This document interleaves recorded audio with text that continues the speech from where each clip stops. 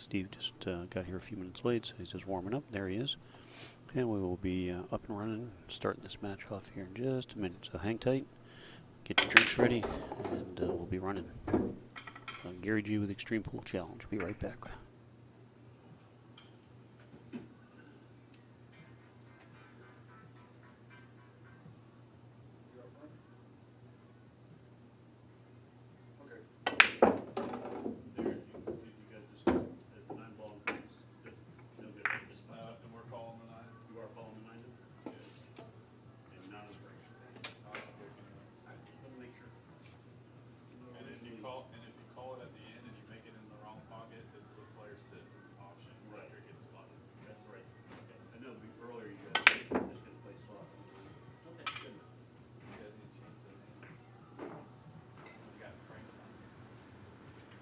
I don't want to be that guy.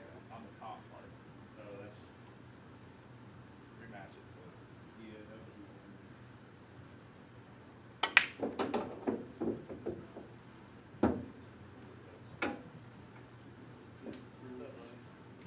What time is it, Gary? 107. How are you?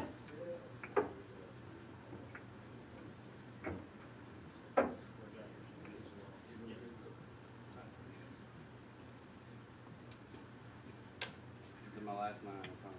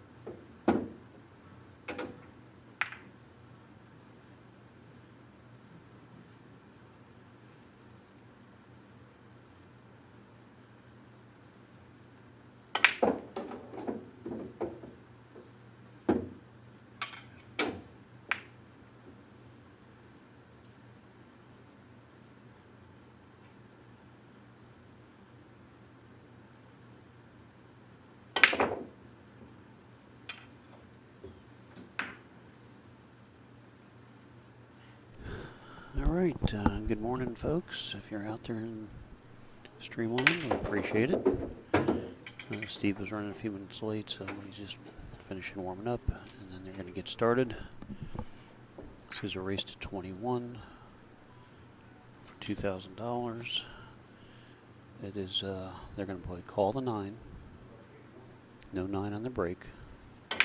Standard Texas 3-foul rule. Yada, yada, yada. If you're really not sure about some of the rules, please hit me up in the chat so I can clarify for you. I know most of us are we're all pool players, or a lot of us are, so we already know the format. The only rule that, and it's pretty standard for what we do here, call the 9 if it's the last ball on the table, so you can't slop it in, or at any time you can't slop the 9 ball in. Call 9 if it's the last ball on the table and it goes in the wrong pocket. The opposing player that is sitting has the option to take the shot or give it back. So if it goes in the wrong pocket, you don't get burned coming to the table if it's a crappy leave. So you have the option. So all right, so Darren wins the flip. And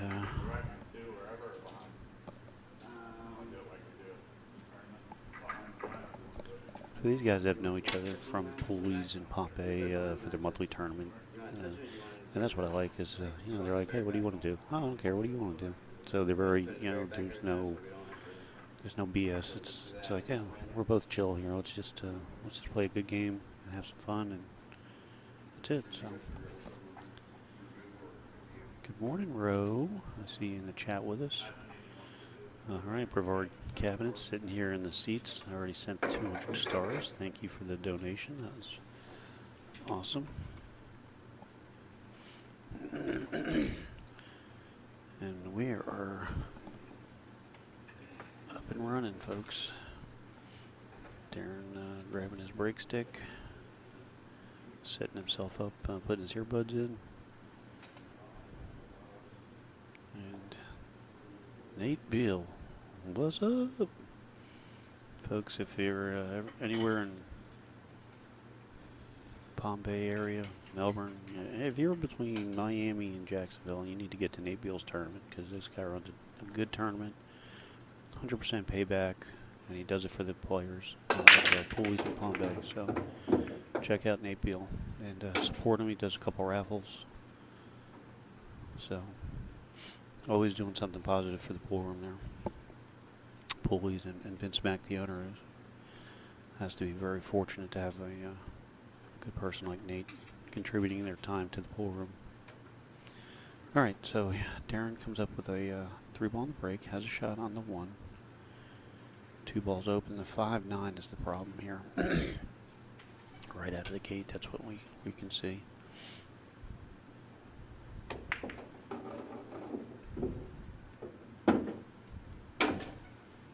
Going to that 4 to the 5 is going to be a little bit of a tricky. So let's see what kind of position he plays on from the 2 to the 4. He can shoot the 2 in the upper left, closer to the 5-9, and come back across toward. Bring the cue ball back where it is now on the 4, or somewhere in that vicinity, and come down towards the 5. If he plays the 2 on the side, it makes it tough to get on good position on the 4.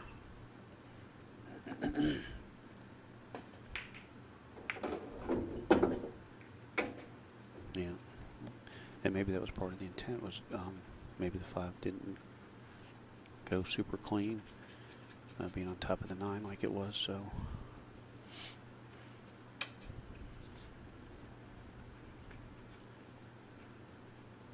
definitely not an easy shot here. I'll tell you what, he hit it freaking good, all things considered. Well, he didn't make it, but I mean, he got the cue ball back, and so he came with good position on a very tough shot, and he just didn't get the 4 to fall the way he wanted it to. So now Steve has a, I don't think the 4 passes the 5, so now it's like safety mode or try to come up with something creative. I don't know if the carom is there. I'll have to see.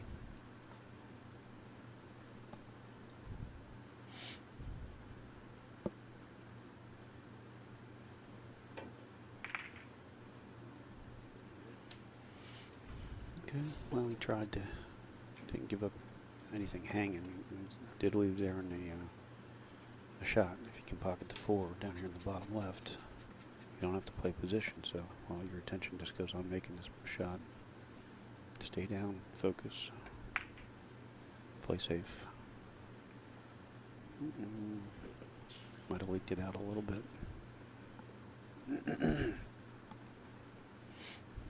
You might even be able to cut it into the side pocket, which is pretty thin, but he's eyeing for the corner, so that means you can see the whole ball.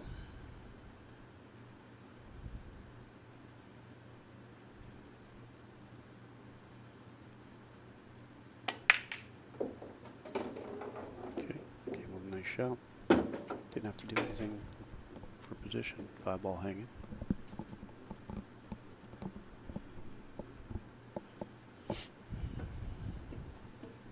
So it looks like he's maybe wanting to bring the cue ball back to where he is now for the 6. But he's got a lot of options here. I want to make it ideal to get easy on the 7, so.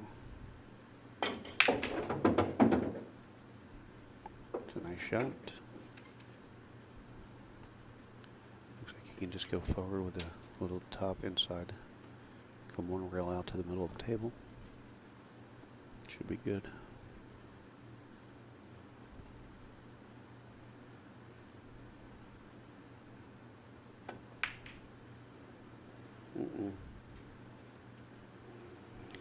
Kind of let up on the stroke a little bit there.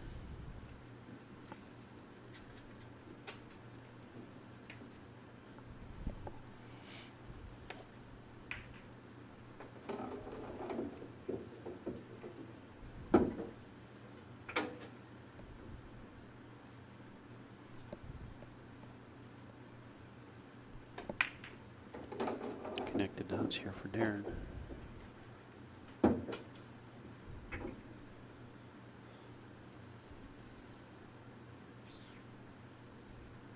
Gets straight in on the 8. He doesn't like it.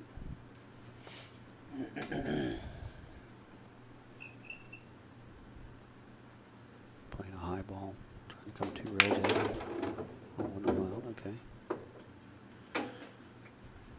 Well, he got there. He definitely got out of there.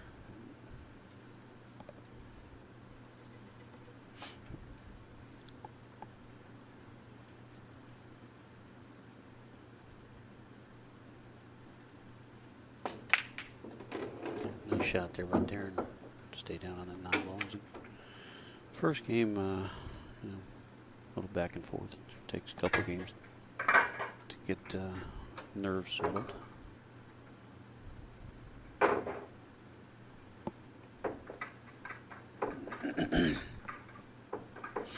Darren playing out of Pulleys in Palm Bay. Steve playing out of Pulleys in Vero Beach.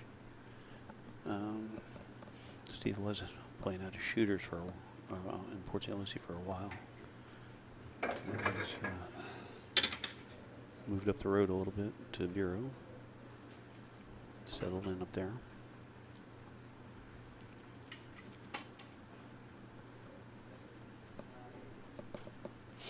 All right, here we go. Darren with the break.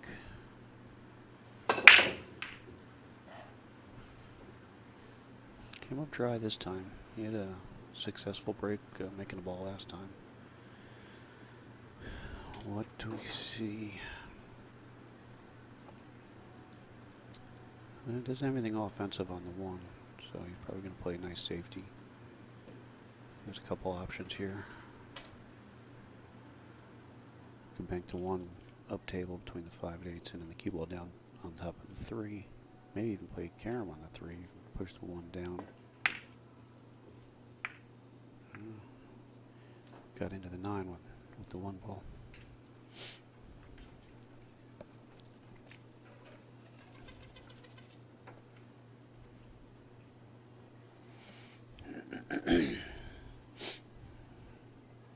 I think he just plays safe here.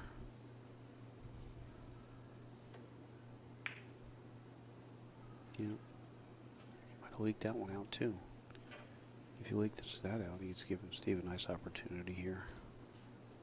If he can pocket the 1, hold for the 2 right there by the 4.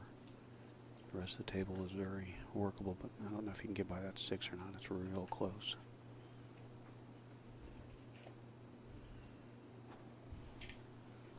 You have to do like a little masse or jump shot, maybe just jumping over the edge of that 6.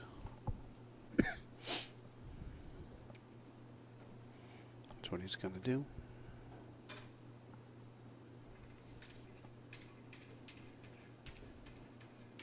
Well, this is a big shot because if you make the 1, the rest of the table is very, very. Oh, he's going to call a 9 just in. Okay, can't fault him for trying. You know, it's a good shot. Chances are, if he doesn't make it, you know, probably doesn't sell out anything. Now look at this. Had he known he was going to make it that close, he would have just played the 1.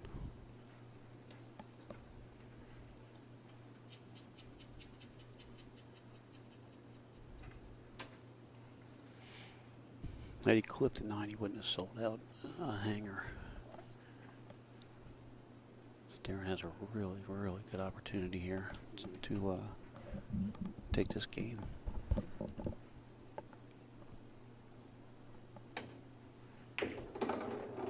Uh-oh. Uh-oh. Uh-oh. No one got away from him. Either have to hit that shot with a lot of right and go 2 rails, or a good tip plus, depending on how thick you hit the 1 ball. You know, come between the 4 and 9. So either way, he hit the 50-yard line on position. That's why he has to kick.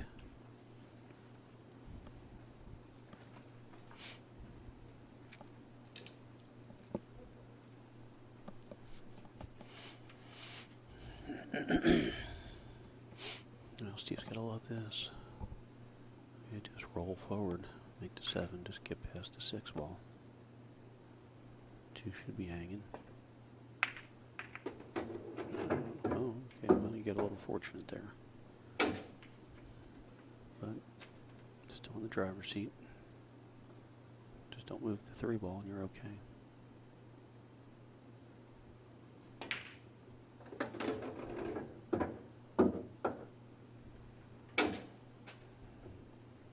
You might be struggling with the speed a little bit here. Or it could be just early match, I don't want to say jitters, just getting settled in. He was a little late getting here, so it didn't give him much time to get warmed up.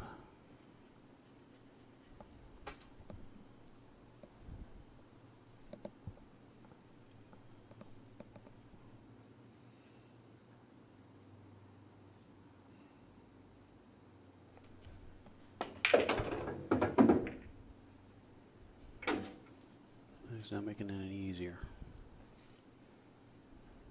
But if you can just lag the 4 and go to the side rail and come back out, you're pretty good here.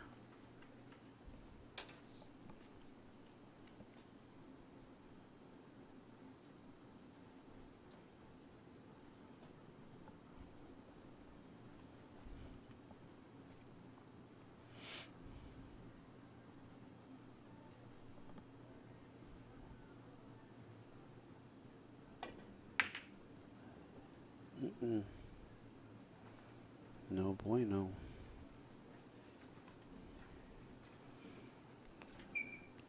I think Steve just didn't get, he just hasn't gotten settled in because of being late. You know, when you come up, you want to get acclimated to the room, you want to just hit balls for a little bit and get settled in, and you want to relax a little bit instead of feel like you're rushing. Nice shot. We saw that happen with Scott Frank. He came up and he was late for a match and literally walked in 2 minutes before the match and hit like 5 balls, and he just never got settled in. So it's you just got to get there early.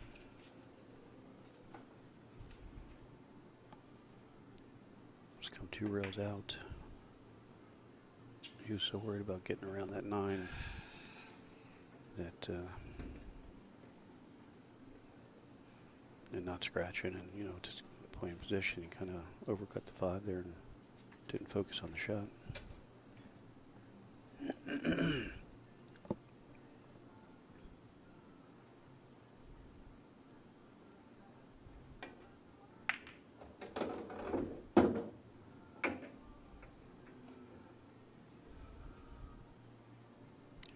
This should be a really good match between these two. I imagine if they played once a week for 10 weeks, it would probably be, it could go 6-4 either way or 5-5. I mean, really, I believe it's supposed to be that close. And that's what we like here. And when we get these matchups, it's no fun having somebody spotting somebody 15 games on, you know, whatever, some crazy spot. We like heads up when the matches are real close, evenly skilled.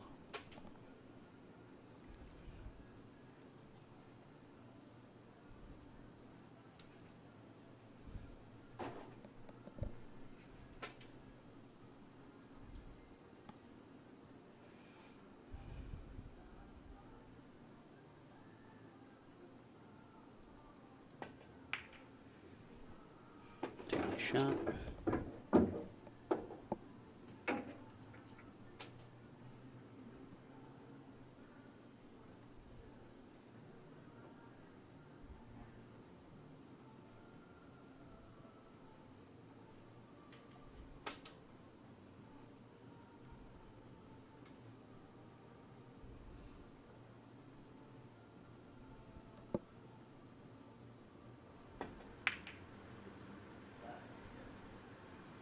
Yeah, he's rolling the ball. He's being tentative.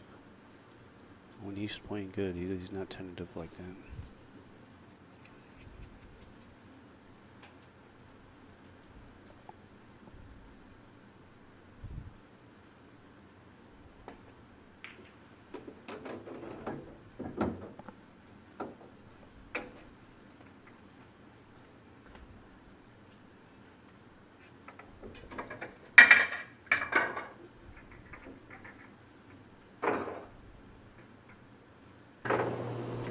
How's it going? This is Darren Frost. I play out of Poolies in Palm Bay. Here for a challenge match versus Steve Garcia. I play with Predator cues. Wish me luck.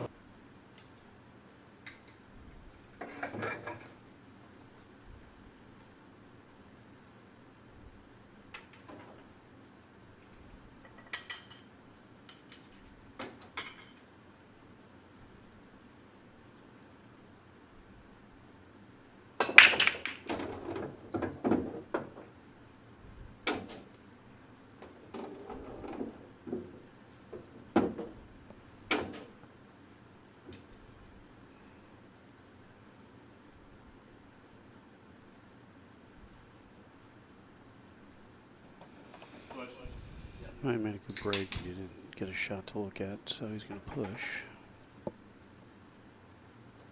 Question is, where do you push? I think I'm pushing right up to that head string where that chalk is. Leave him a tough shot on the 2. If he makes that, he'll probably come around for the 3, but you gotta let him work for it.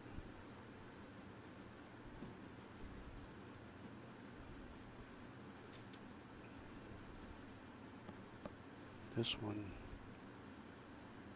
he can back cut the 2, but he's going to come into the 9.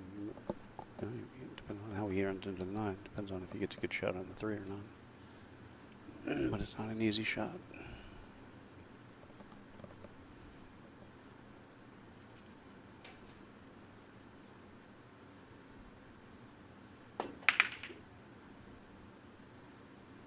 He's going to get away with a good leave anyway.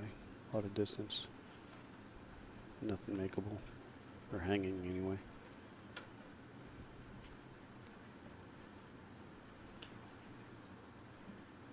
Should just play safe here.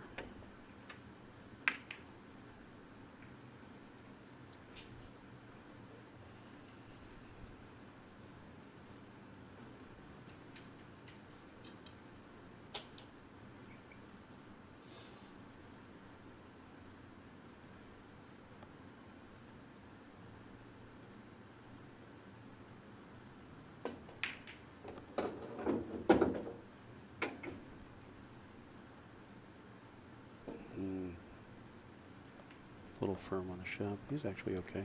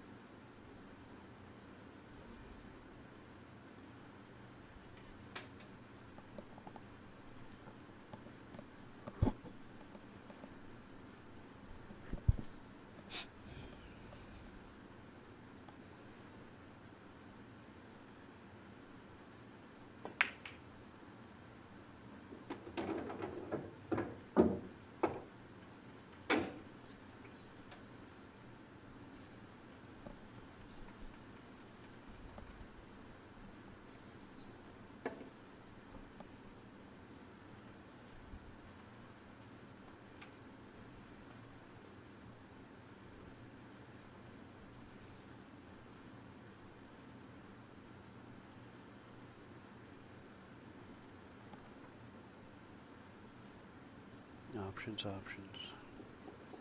Fire the ball in the upper left. And try and drag the cue ball to the right side, just above the side pocket.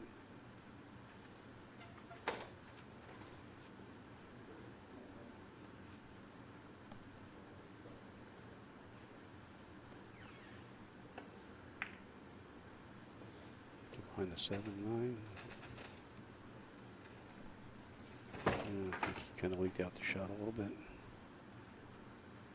At least let him see it.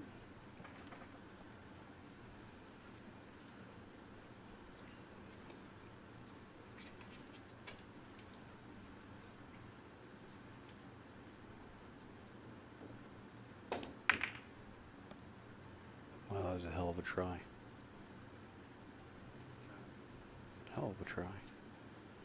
Kind of glad he didn't make it for himself. He would have been hooked on the 5. But he also, I don't know if he called the 9, but he was sending the 9 back towards that pocket, so it was kind of a,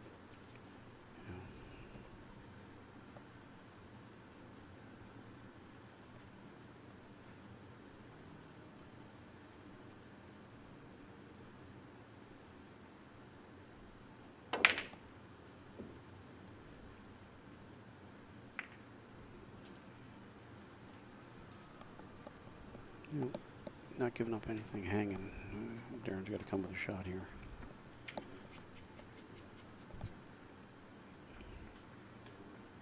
If he can shoot to the bottom right, I like drawing it to that side really. Just have to be careful of that side pocket. You're going to go to the bottom left. You got to hit it with a little softer stroke and drag it. And again, you have to be careful of the other side pocket. So you may go forward.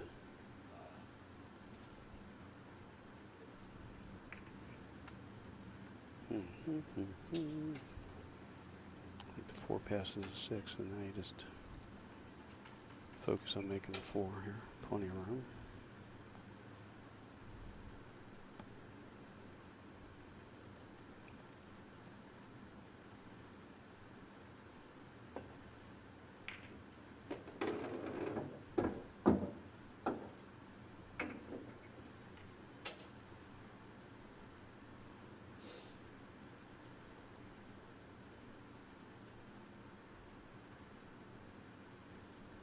A nice force.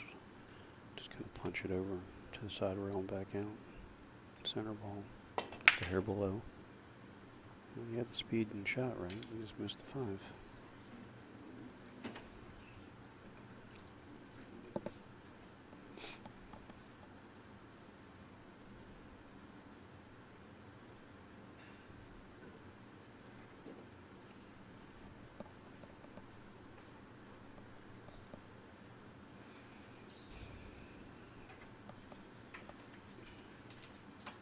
Really asking yourself a lot if you cut the 5 in and try to do something with the 6.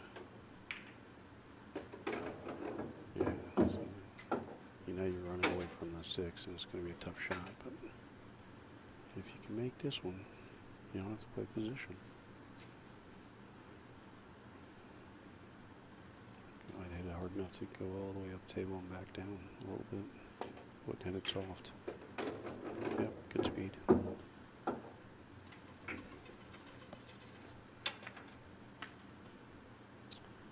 Young Tran asking what are these guys rating?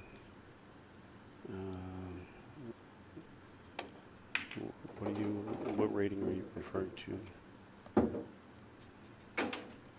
League rating or APA ratings? Fargo ratings?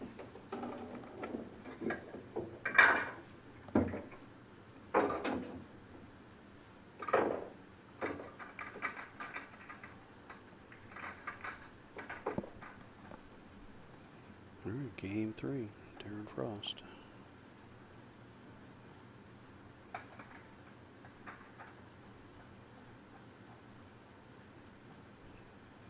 Steve's still not settled in yet. Starting to loosen up the stroke a little bit and hit some things with some authority, but I think really that's the key. Is I've seen him play good. When he's playing good, he's hitting the ball. He's not trying to baby the ball around. Good, hit the ball like you mean it.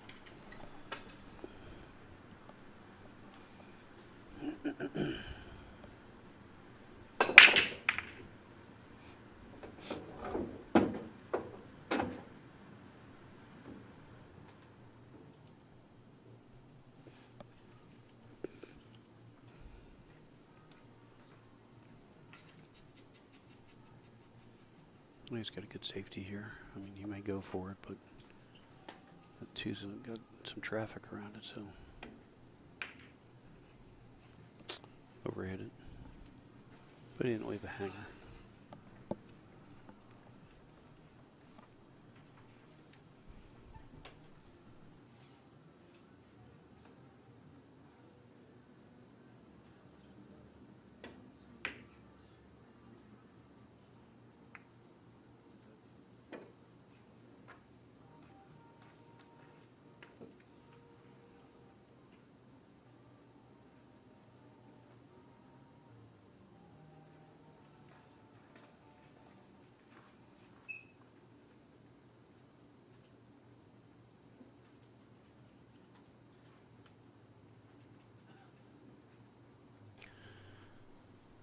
I do believe he can kick right between 4-9. Actually, you got to come down and you got to bend it past the 3 ball.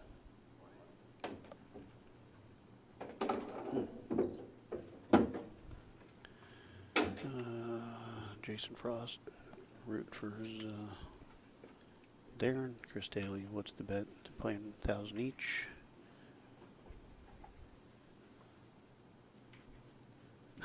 Dusty Moats. You funny boy, funny boy. Harley, you better make it quick if you want to do a challenge match. Let me know. Terry Kern, thank you. Some stars, we certainly appreciate it. And anybody out there looking for a challenge match, Chris Daly says he's ready. He says he needs a match, so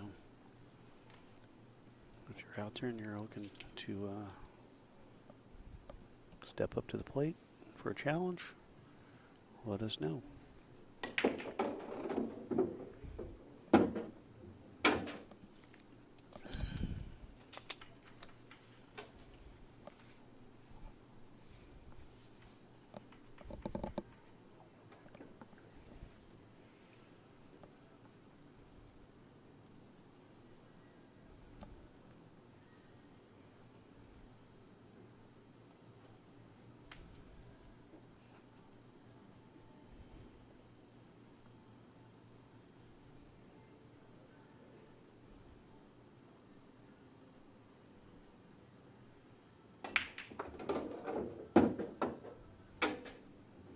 It's a nice shot. It's a real nice shot. Good speed there.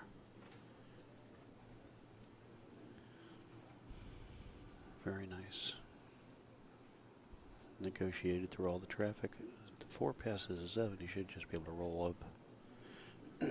Just past the 5 ball, even maybe if you can go to the side rail and back out, just so you can get your speed down. Brian Melnick, what up?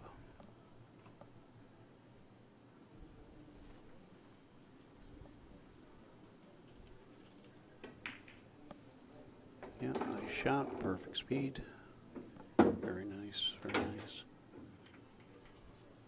Still looks like he's holding the stroke back a little bit.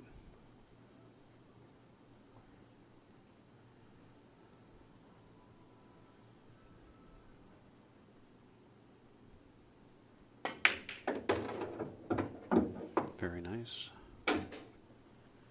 Yeah, Dusty. I think I think it was all bandaged up. I'm sure that's what happened. So I'm sure he'll give you a try.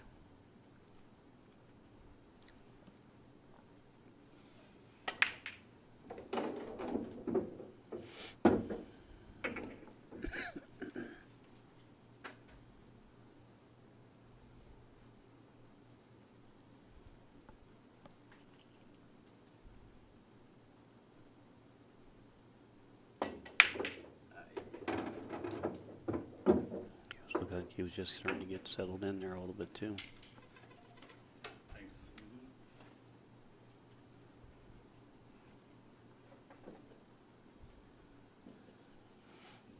Left Darren a nice 3-ball out here. Don't expect any problems.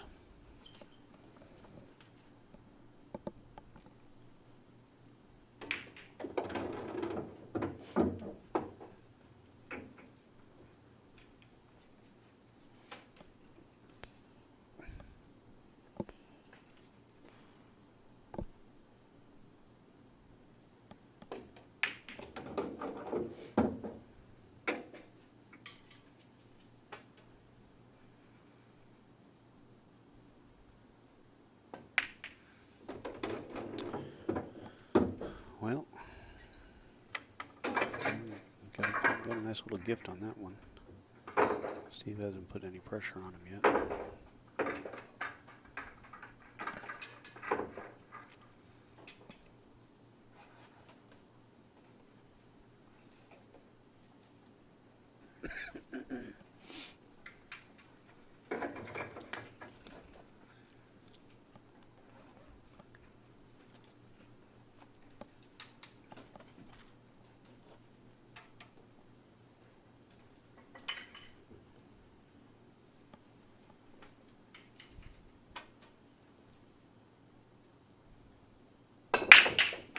Darren with the break, 5-ball down.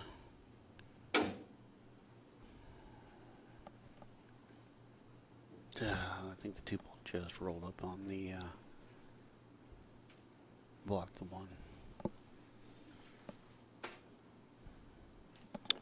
Thank you, Terry. Appreciate that. Yes, 2K. Chris Daly was asking what the bet was.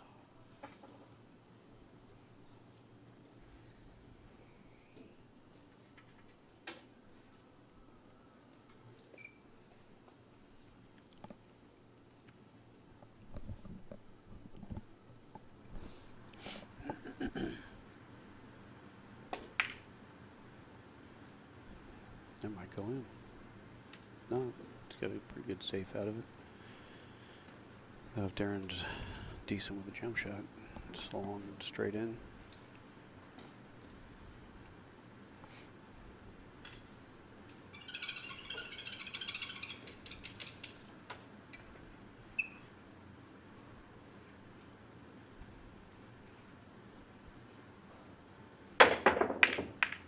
Well, I made good contact and didn't sell out, so left Steve kind of tied up here a little bit. Combo's really off angle, so that's not really an option here. Safety's really not an option because the one's tight to the 7, you can't get the cue ball away to play it safe. You got to jack up because your cue ball's on the rail. A lot of bad things for Steve here. Oh, he went for the combo. Nice try. New Jersey pool player, that's right. Tank of gas, or 2K. Troy, do you know Steve? He was from northern Jersey. He used to play out of Sandcastle and Players in Eaton. Nice shot by Darren. Beautiful bank. Years ago, Steve was from up in that area. I don't know if you recognized him or not.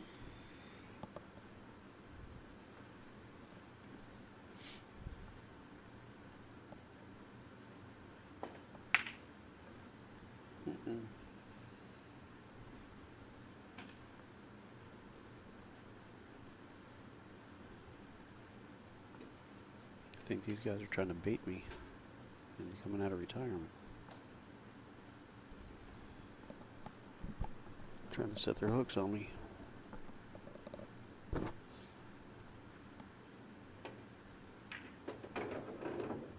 Nice shot. A little strong, but he's okay.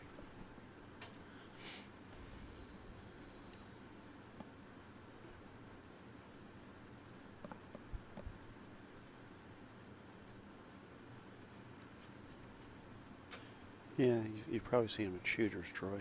He was hanging out down there for a while. Now he's in Vero at Poolies, but anyway. Well, I tell you what, he's hitting the balls tentative. He's not really stroking them the way he should be. I've seen him do some damage, and I know he definitely isn't getting there.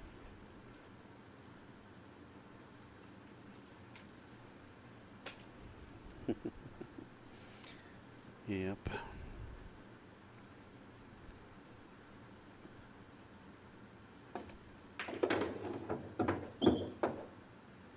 Trying to chop me up, these guys.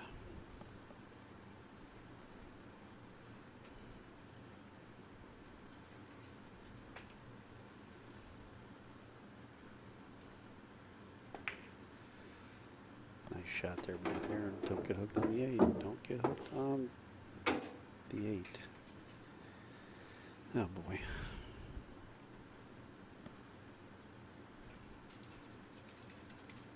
No.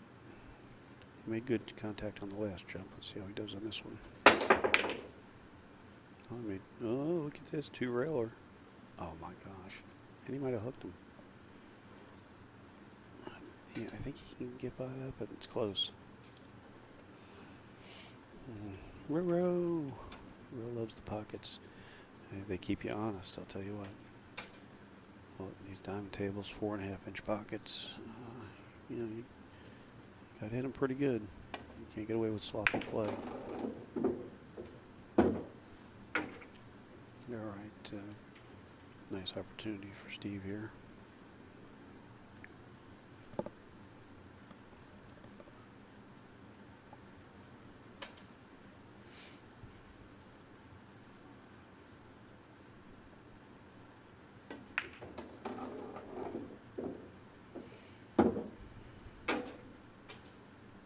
Troy, if we could get you to put the fishing pole down, maybe you'd come out of retirement. I mean, when was the last time you played? When they had clay balls?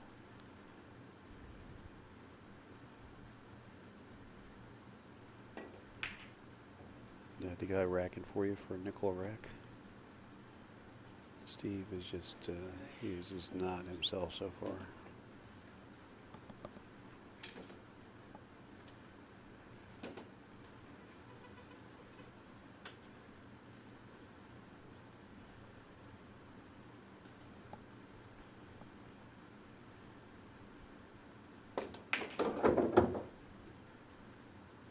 Uh-oh, you ever hit it a little bit?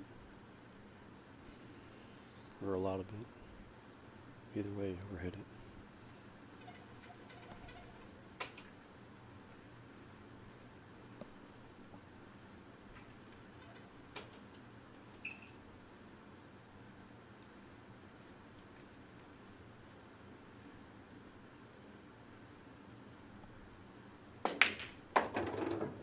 Came with a nice shot there.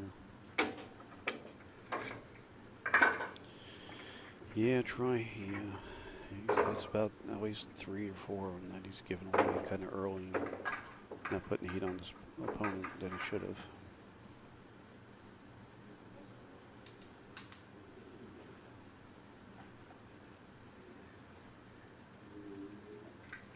Yeah, well, we know he's a good player. Just again, he was running late. He didn't get settled in. He kind of came rushing in the door, and he just really. As we all know, you got to get acclimated. You don't want to feel like you're rushing. And it takes a long time to get that momentum to slow down, get your mind back into calm, smooth, relax. So, see if you can regroup mentally here.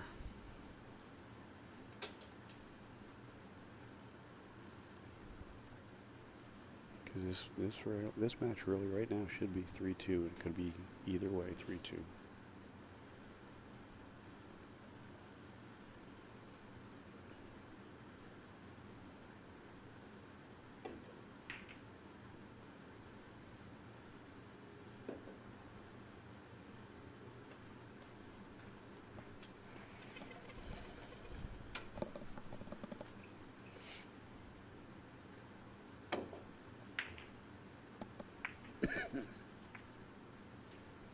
Uh-oh. Ooh, ooh, ooh, ooh, ooh.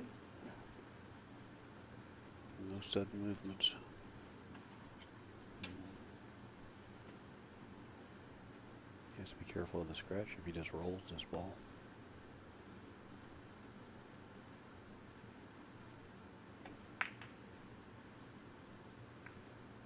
No, he's going to get away with a good leave there, though.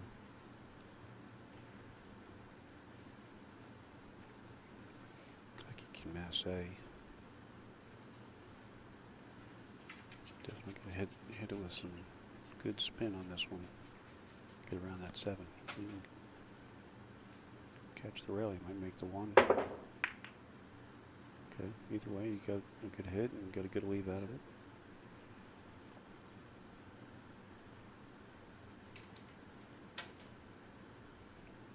There's 90% of the game is half mental. The other 14% is a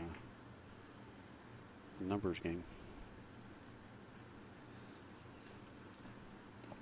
I think Darren can make this in the corner, so you just want to stun him.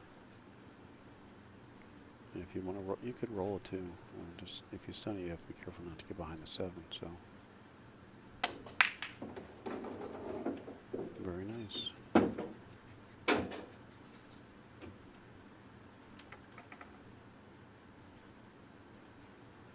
Elbows checking in. What's up, Elbows? I think Chris Daly was checking on you a few minutes ago. Maybe he was asking you if you wanted to do a challenge match. The 4 ball's a problem here by the 9, right on the spot.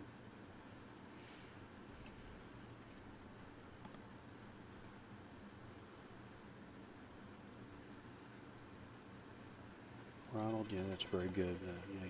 Again, you came in late, he was rushing, and he just really hasn't settled in yet. Because if anybody that knows Steve's seen him play, you know he plays a good game. He just, I feel like he's trying to play a little cautious, you know, coming in early, just not getting acclimated yet.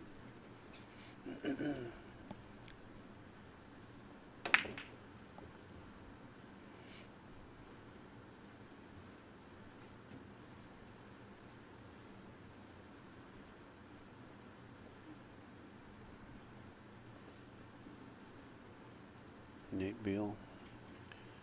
If you're looking for elbows to do your table, get in line.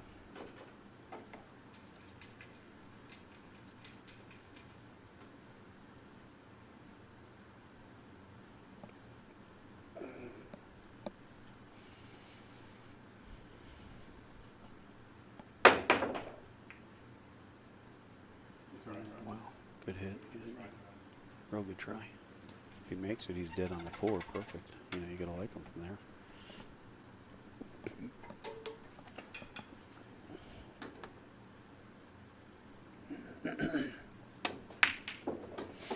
Yeah, Darren's a straight shooter. And as much as everybody wants to win, you want it to be a good match. You hate in the sense of your opponent not challenging you, because really that's what we're all here, you know, it's nice to win and make the money, but you really want to feel the challenge and feel yourself under pressure. And so I know, yeah, Darren wants to win, but he doesn't want to win by a landslide because his opponent played like crap. So we want to see a good match, and we anticipate a really good match here. We're just waiting for Steve to get caught up. He hasn't got the memo yet. Ooh, that's a little tricky there. Looks like he could just go from high 2 rails. Yeah, see, this is when Darren's going to get dangerous. He's going to start getting stroked because there's no pressure on him. And that's anybody. I mean, you don't feel the heat. It's easy to get in rhythm and get in stroke. There's no consequences. Chris Daly calling out David Singleton. And there's a match. That would be a great matchup.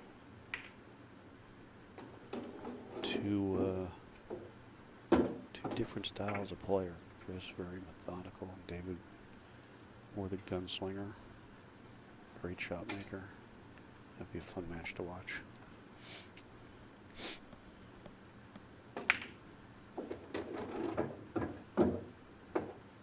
And Darren getting loose now.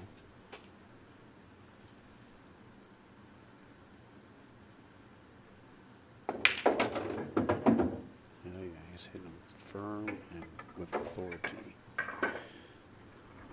Hello, Miss LaRocca. Janice and Nick checking in, hanging out. Poolside probably. Hope you guys have I hope all of you have a happy 4th of July weekend and be safe.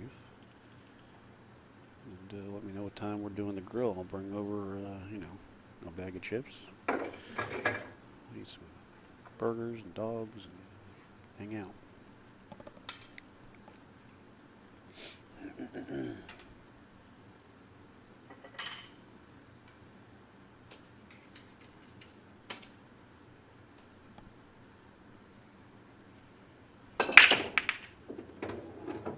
Ball down on the break.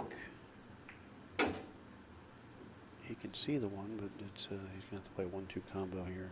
Other than that, there's really nothing else. I don't think there's. I don't even know if there's a really viable safe here.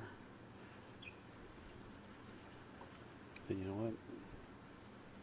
You got no pressure on you. Might as well go for the combo. Start shooting at everything.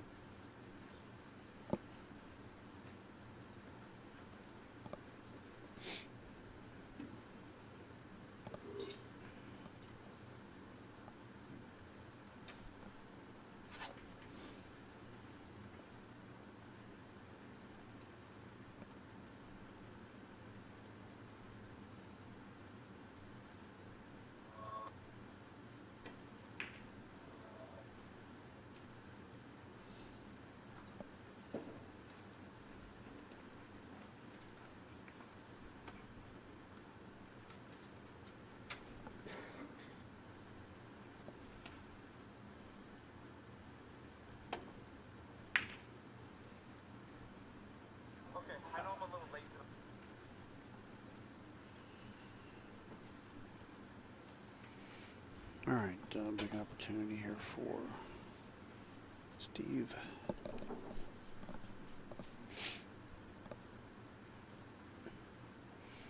I just roll one and take my medicine on the tough shot on the two, but maybe with some inside. That's a real good shot, and I think the 3 still passes the 9. He did bump it, so I'm not sure if he took the 3 out of play. Must be close. If it passes the 9, then he's in real good shape here. Draw back about a foot. Perfect.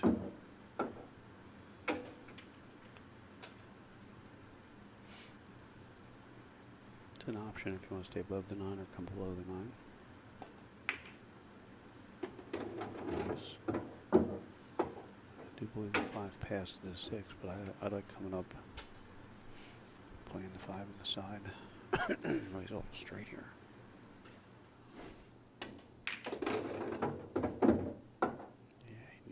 More. Again, I don't know if it's the speed that's got him or just he's playing a little cautious.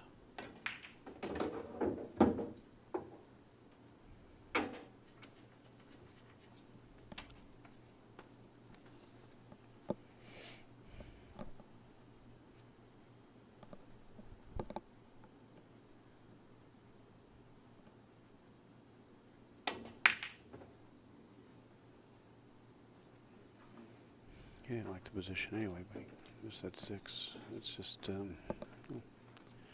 what can you say? We all have our days. Sometimes when you're not used to playing under the, behind the cameras and kind of being the center focal point of the room, changes the pressure a little bit.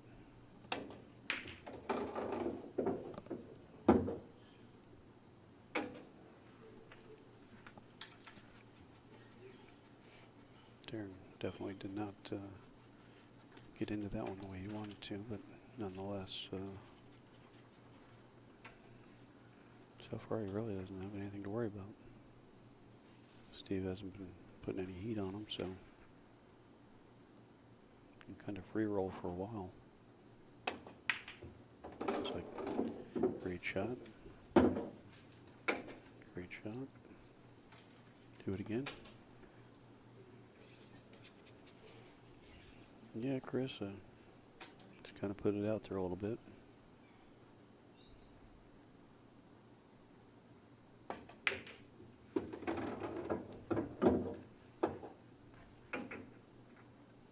Ooh. Came with a couple nice shots there. Shot on the 8 ball was a really nice shot. Come around for the 9. So again, Darren not feeling any heat, so you kind of do what you want.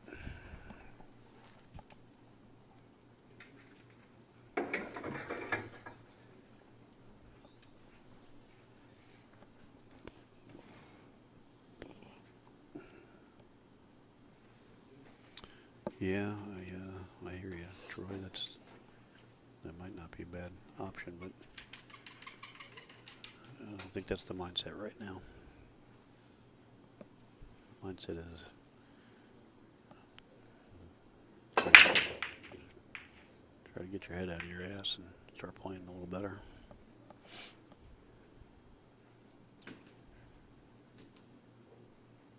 Try break, no shot on the 1.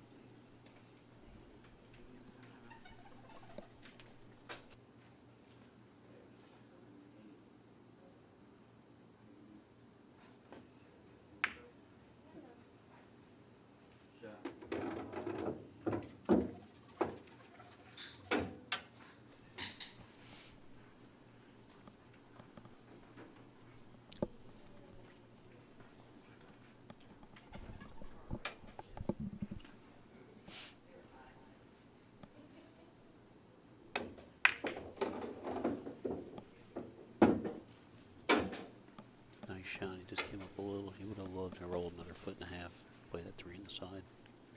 It was a nice shot to come around.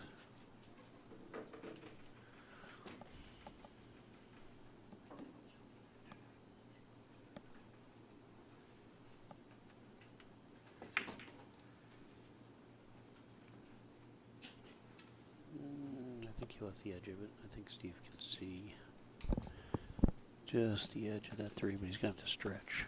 Take a cue extender probably. Not as tall as Darren, so he definitely has to reach. Tell you, these cue extenders have really changed the game quite a bit from having to use a bridge, which is not nearly as comfortable. And you can put that extension on a cue and still bridge normal and cue it and sight it. What a difference.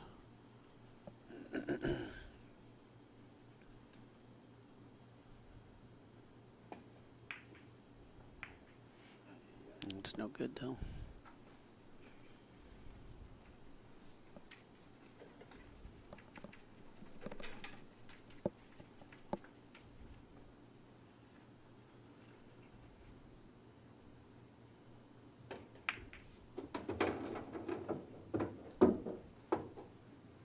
Watch the scratch. Oh, he's flirting with that side.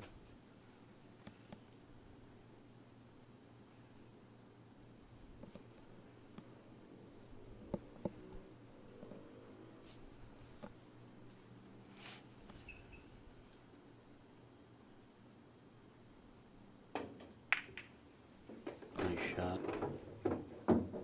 Nice shot.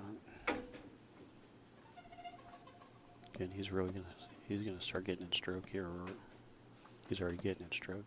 He's finding his rhythm.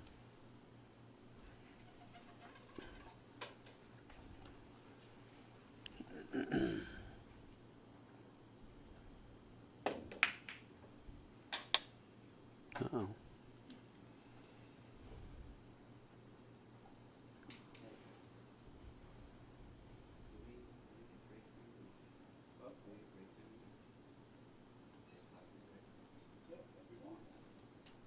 I was making sure. Just let me know when.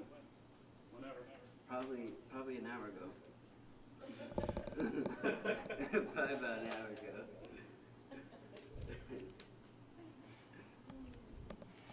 Steve was just asking about taking a timeout. See, he's been on his phone. I don't know if he's just trying to regroup his head or what.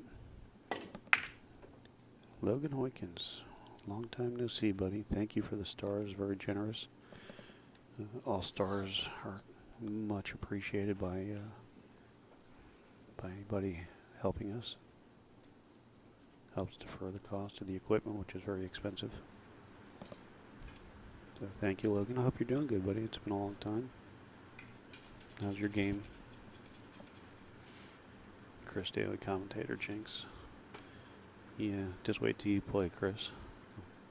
I'll be talking you up to the stars. Watching you miss ball in hand 10 times in a row.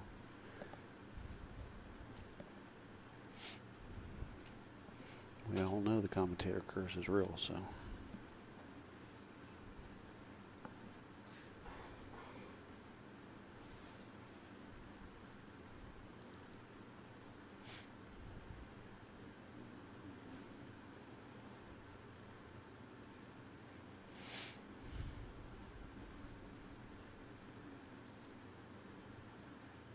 He's probably got a half a pocket to send that 5 down past the 9, so he's probably going to play safe. Roll the cue ball down this end to the bottom. Thin the 5. Oh. I don't know if he's trying to make it in the side or just play safe. I'm not sure what he was trying there, but either way, it was, he almost got away with something good there. Nate Beal. Stealing Jennifer's money and sending us 200 stars. Thank you.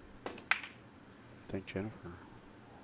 We know she's the brains of that operation between you two.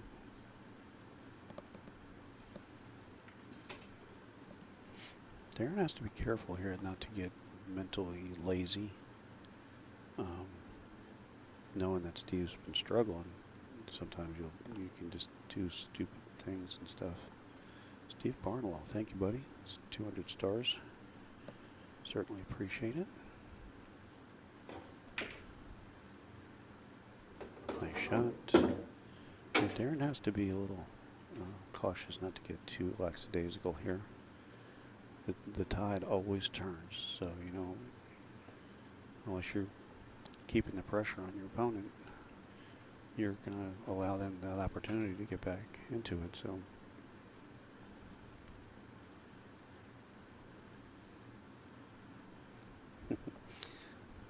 not compared to you, Deep.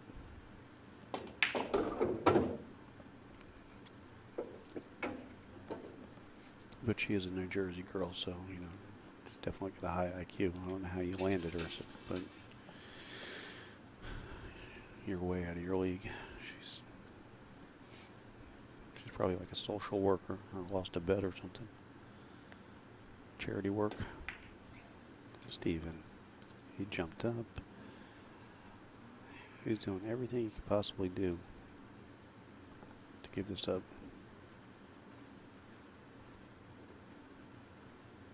Chris Daly asking Nate what the game is. Good luck, Chris. He can't even probably play. He probably can't even play War with a deck of cards. Christina Dempsey, thank you. 200 stars. We appreciate you. How's Christina been?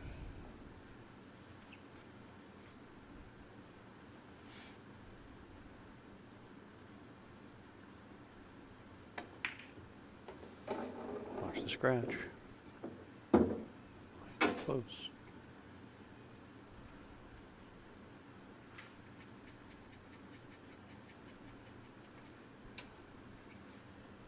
Nate, you got no shot.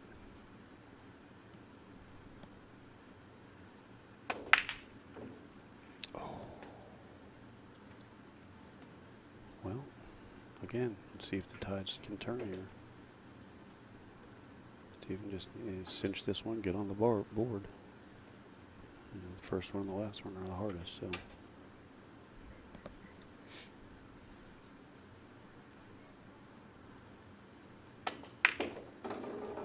All right, he's on the board. It's gonna take 5 minutes. He asked Darren about it, so I think he just needs to take a mental break. So maybe take a little smoke break. So right now is a good time for us to say thank you for everybody that hangs out with us. We certainly appreciate all of you hanging out on a Saturday afternoon, watching some pool. And fill us in on what's going on. I know, Chris, you're probably down at Grover's. There's a tournament at Grover's. There's a tournament over in Fort Myers. There's a tournament at Capone's in Spring Hill.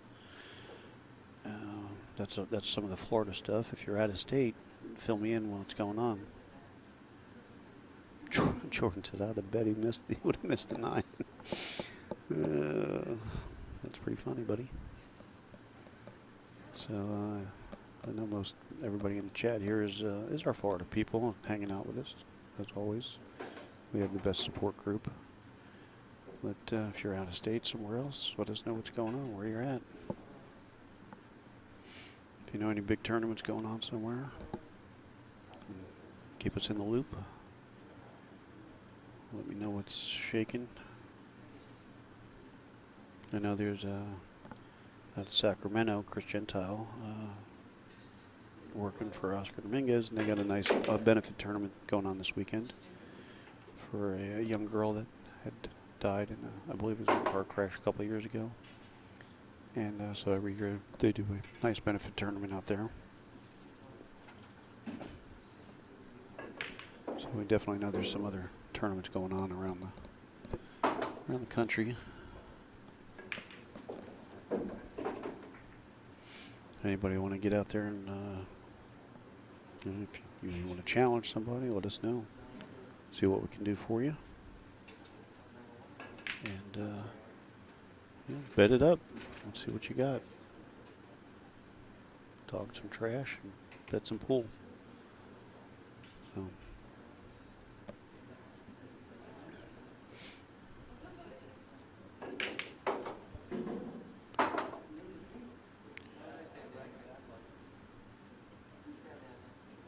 Claudine, Julia, how many Garcia fans? Well, a lot of them are probably Garcia fans if they're rooting for Darren, so.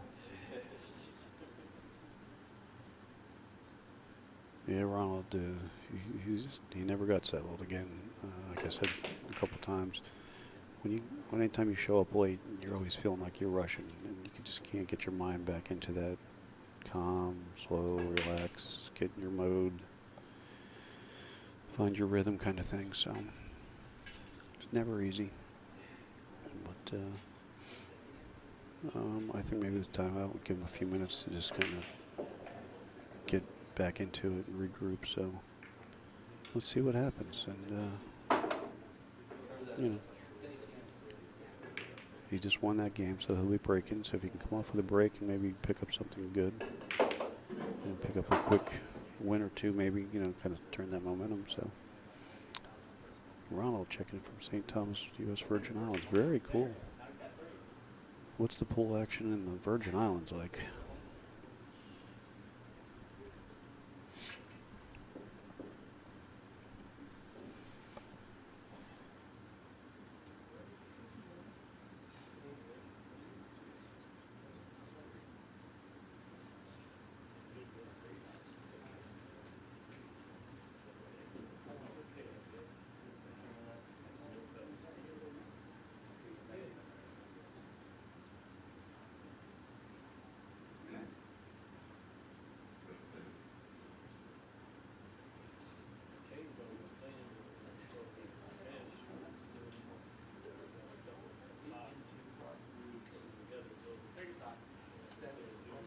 Don't worry, I didn't get in the car and leave.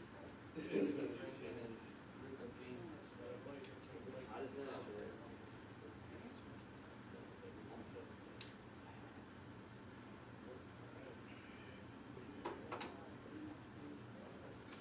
Point on the board.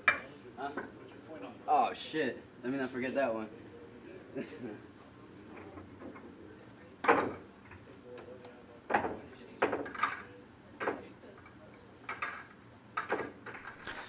All right, guys, we're back in action. Steve Rackin, he is on the board.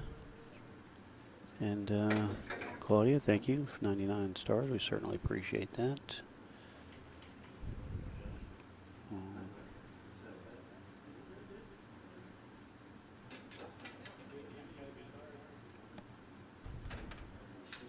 Ronald, not like he used to be. A couple big tournaments a year. Well, you know, St. Thomas, St. Croix, you know. I'm sure the population isn't huge, so yeah, as long as you're getting to play pool and compete some, it's all good. All right, so here we go. Steve with the first break.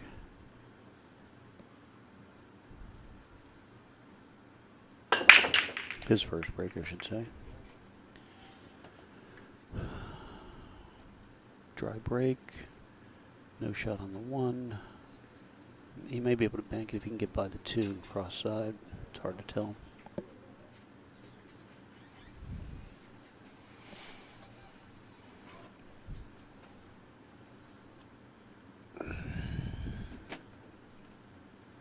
Yeah, it looks like it's just enough to get by there, but he has to be careful.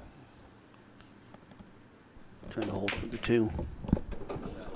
Great shot. Trying to run into the 9 to hold the cue ball.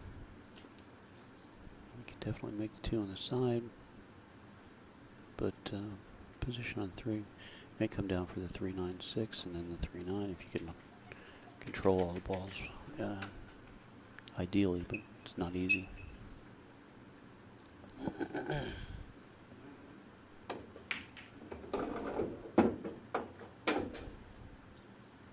Okay. Another 6-8 inches, he would have been ideal for the 3, but anyway, he can still actually cut the 3 and get position on the 4.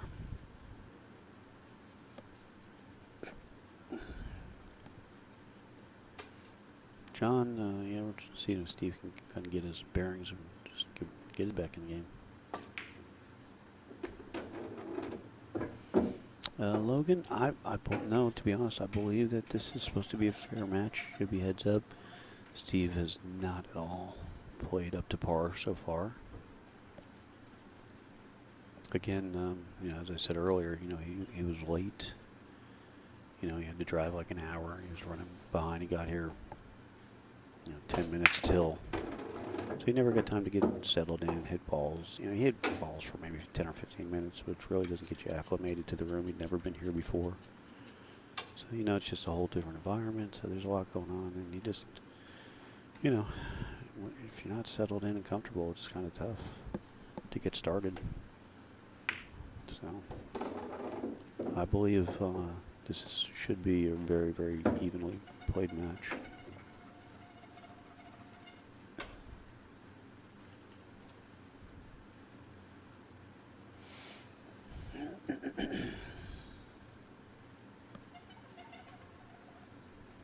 This is a little bit of a tricky shot here.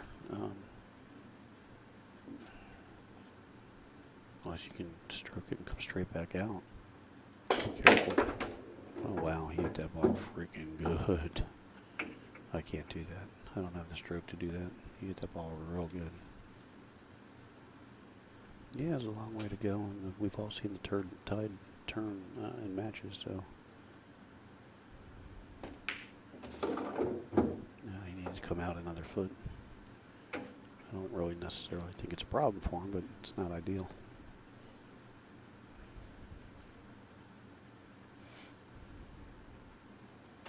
You can just put it, you can either slow roll it and roll down and try to force it to the side rail, or you can try to play the short side there. Either way, it's not where you want to be.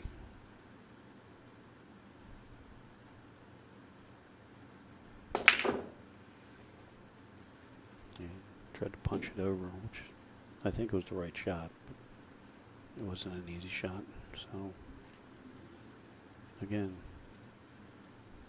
if Steve can steal this game, you know, maybe the tide will start to swing a little bit, put a little life back in him.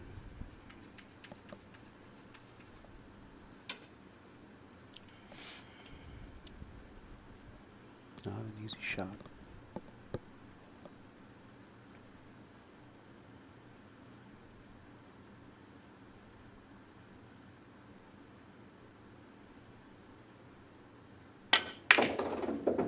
Wow, how good did he hit that ball?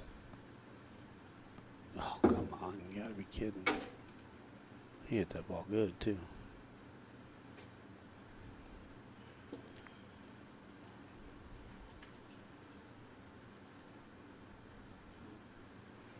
He's gonna try to cut it. He called for the cut.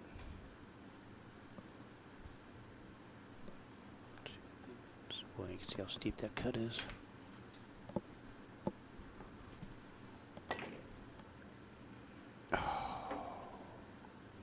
Maybe it doesn't sell out. No, I got a good leave out of it. I mean, Darren's just going to play safe here. But at least he didn't hang it in the pocket. Trying to gain a little momentum his way. Yeah, it's about as good as you can get there.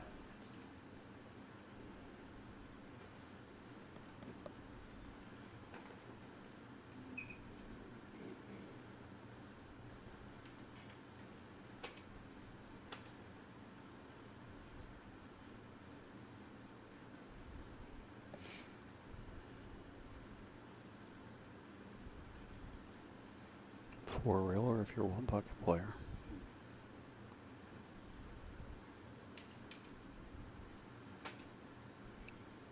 If you're young and you got good eyes, you can thin the left side of the 9. Just bring the cue ball back up table. He's going to go for the bank. It's a tough shot here.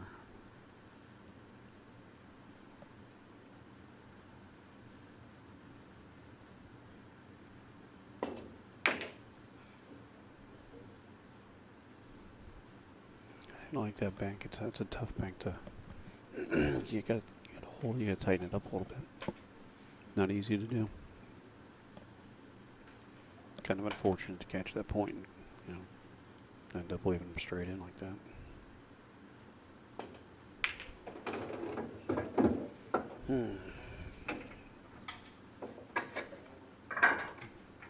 Derek says 4 rail for the cheese. That's what I said. 1 pocket, 4 rail.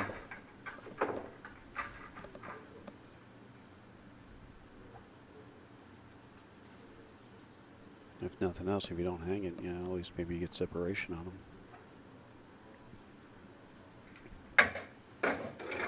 Derek LaPrairie killing it out in the Midwest there in Kentucky, Iowa, and wherever else he's running around. Hope you're doing good.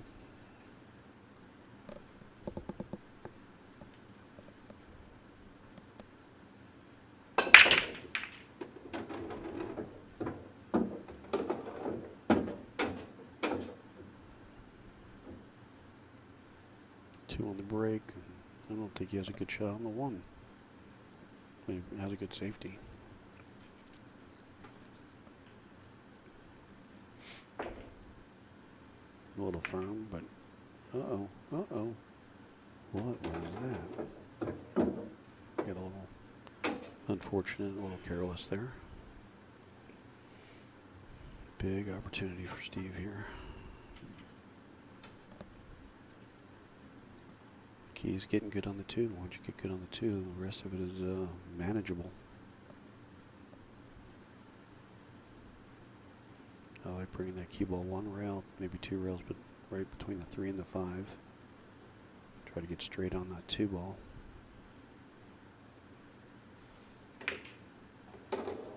Oh boy.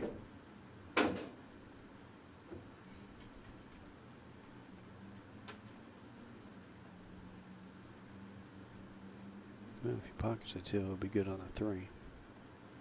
It's kind of a natural position here. I'm taking the hard way.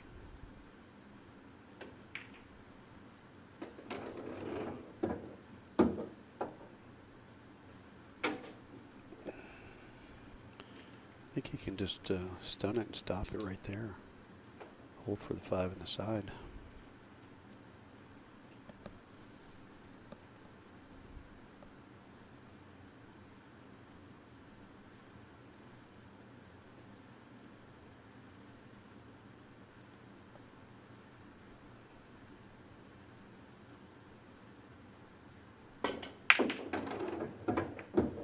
Yeah, Brian, they are calling, call the 9, so sometimes calling that 3 rail, you don't necessarily think about it, even though it comes up more than you think.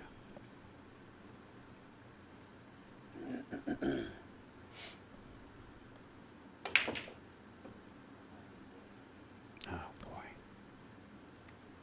I'll tell you what, I don't know what he did in his previous life, but he's getting some bad juju here.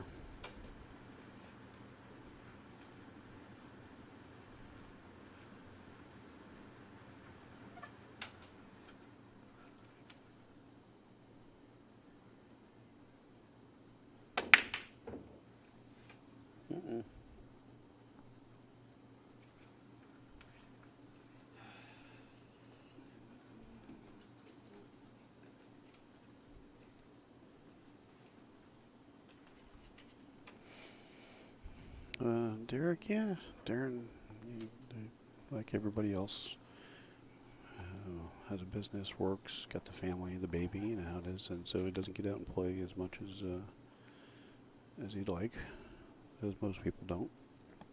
But he's doing all right, and he's hitting the ball pretty good. I've definitely seen him play better, but right now he doesn't have to play his best. Can bring his B game and be just fine so far. Steve certainly hasn't brought his, he's still stuck on his C- game, to be honest.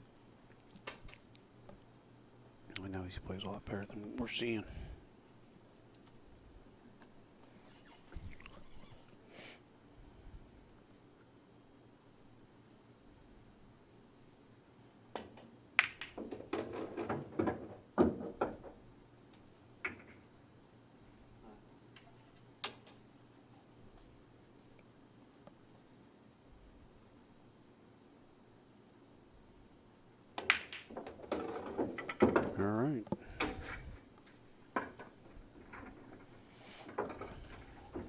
Hi everybody, Steve Garcia. I play at Poolies in Vero Beach. I shoot with Predator Qs. I want to wish my opponent good luck.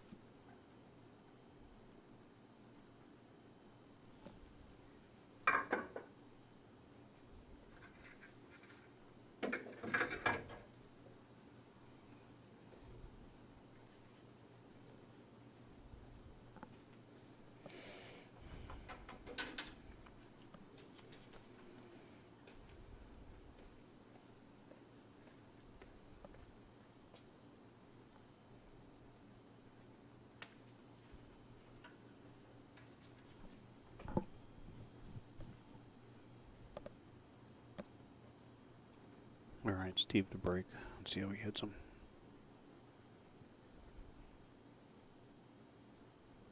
Got the wing ball down. Well, he's close to the one, but he doesn't have a shot. Tom Fooch, how are you, my friend? And where are you checking in from, Tom?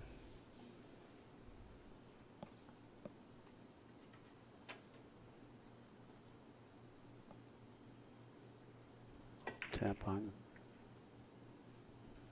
I thought that one maybe went between the 3 and the rail and you had a better safety, but that's not terrible. A lot of distance.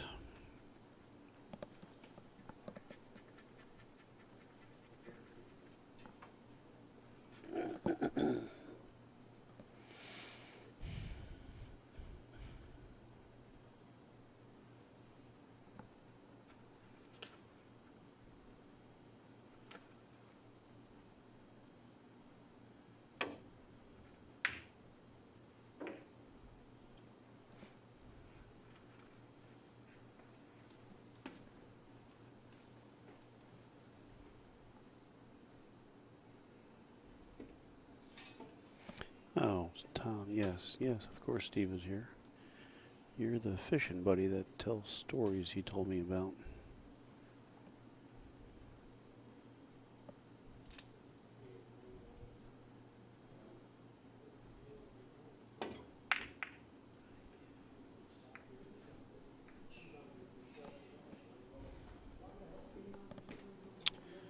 Well, he's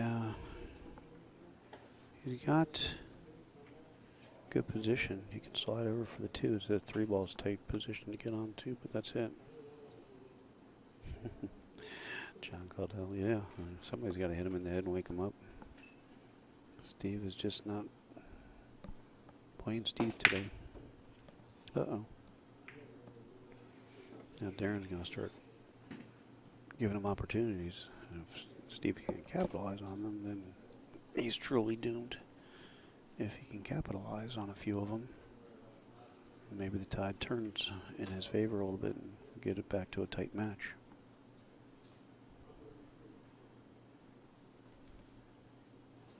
Tough to get on the 2 here because of the 5, 3, and 7. You can't run around. He's going to play the 9.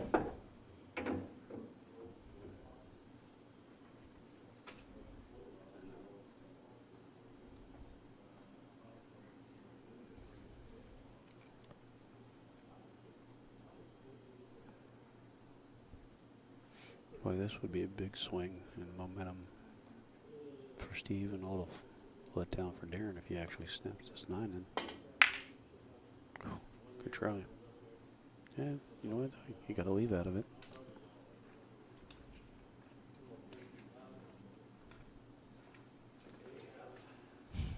Stephanie. Well, I was just in Jersey a couple weeks ago. Stephanie, what part are you in? What part of Jersey are you living in now?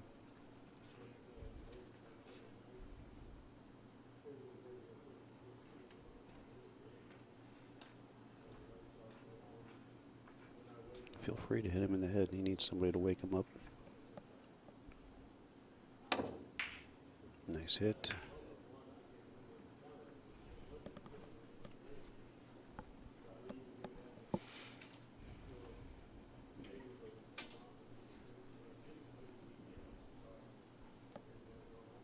It's got a 2-way here.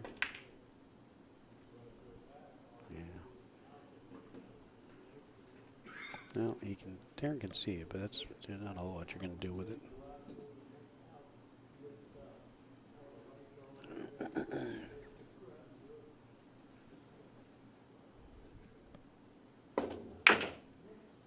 drills the bank. Holy cow.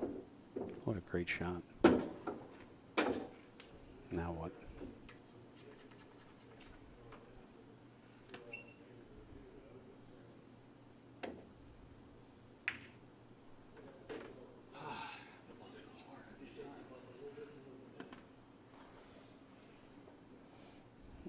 Tom, your friend's interested.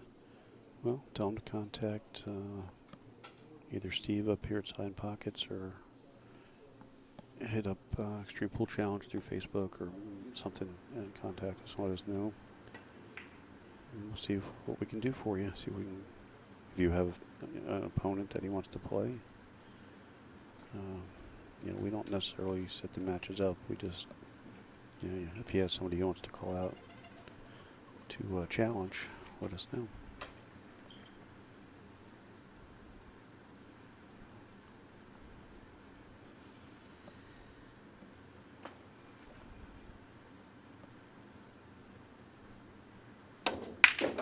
Well, fired that ball in.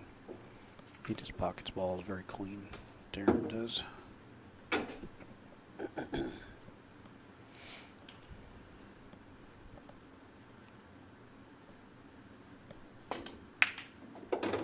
Very nice. Very relaxed.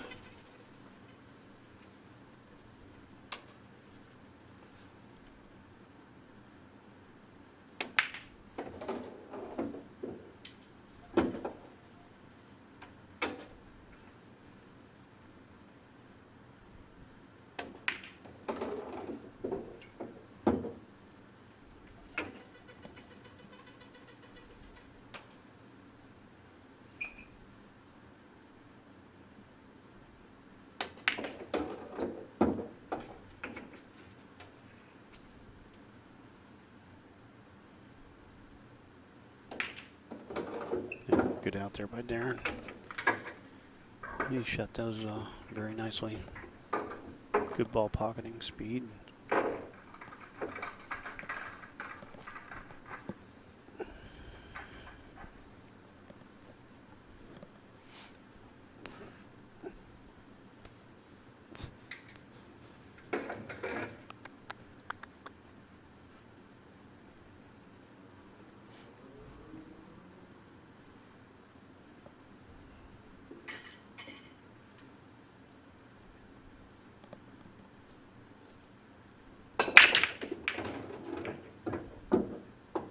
He's got that wing ball down.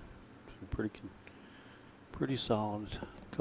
Couple dry breaks, but for the most part, he's got that wing ball on the break going.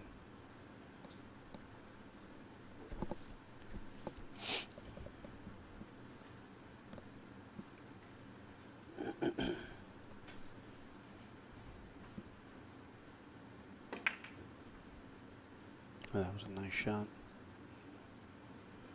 Pretty nifty little maneuver right there. Left Steve the edge of the one so he can actually play a safety and bring the cue ball down behind the stack here. Oops.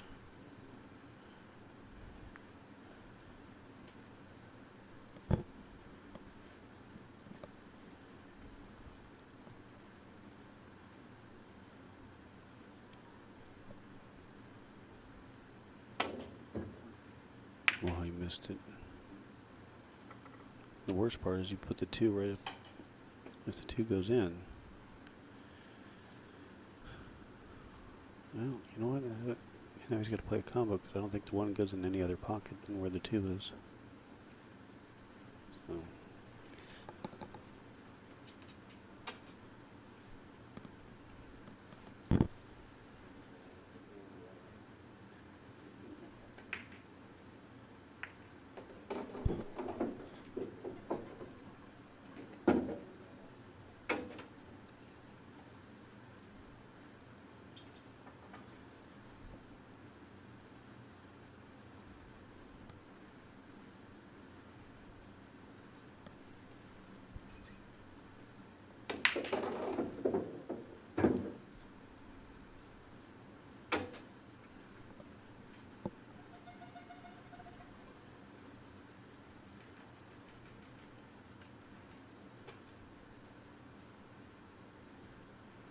Just a nice soft spin shot here around the 6.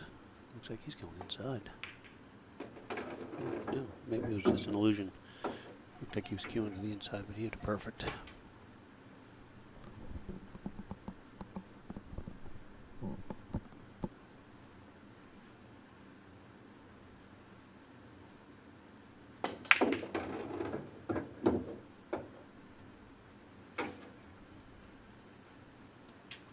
I would like to have come out a little more, but it's not terrible. Just gotta make sure you get down below the 7. 2 rails down and around, almost 3 rails.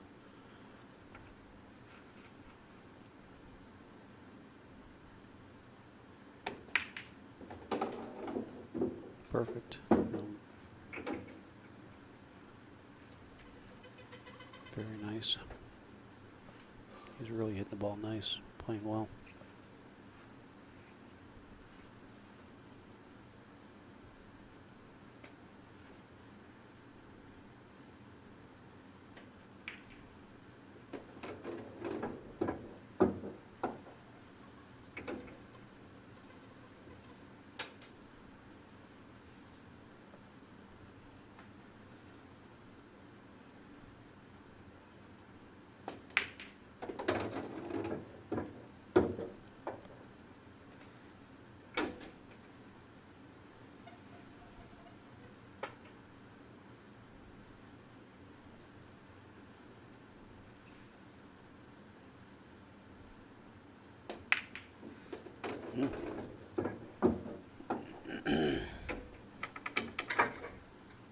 That was a good output, Darren. He's pocketing balls very well right now. This is when it gets, a player like him can get real dangerous. You don't have any heat on you, and you just find your rhythm. Now you're just in like a practice session. You just get in the zone and just take off running.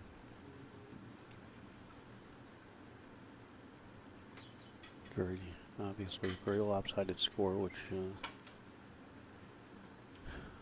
shouldn't be. We feel the match was very, very close. Steve just not finding himself yet. Again, wing ball down, cue ball close to the 1, but not really a shot to shoot with.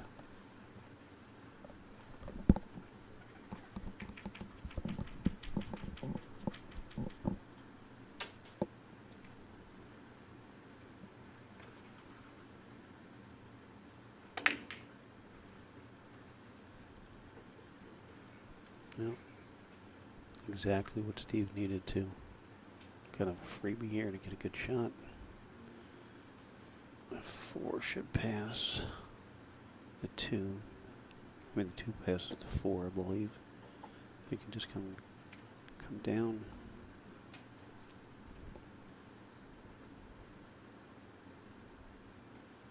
If not, then he has a little bit of work to do.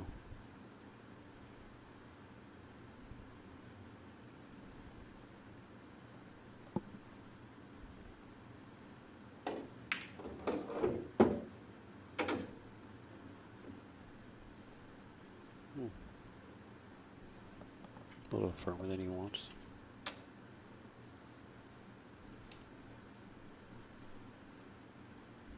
Yeah, Brian, unfortunately, looks can be deceiving. It shouldn't be this far at all. It should be very, very evenly played.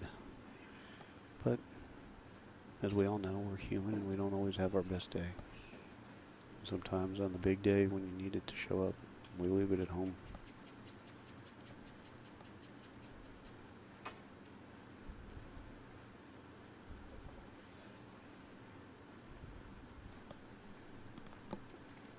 I think I said it earlier in the beginning of the match. If they played once a week for 10 weeks, I believe the score would be 6-4, either one way or the other, or 5-5. I mean, I feel that's where it's supposed to be. You know, if they played next Saturday, the score could be 10-2, Steven over Darren, so you just never know.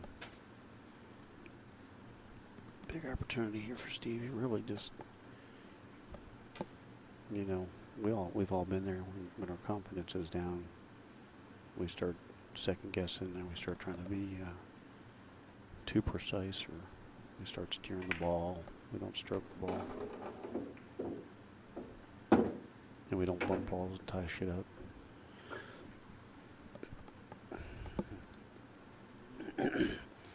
When you're playing good, you get good rolls. When you're playing bad, you get bad rolls.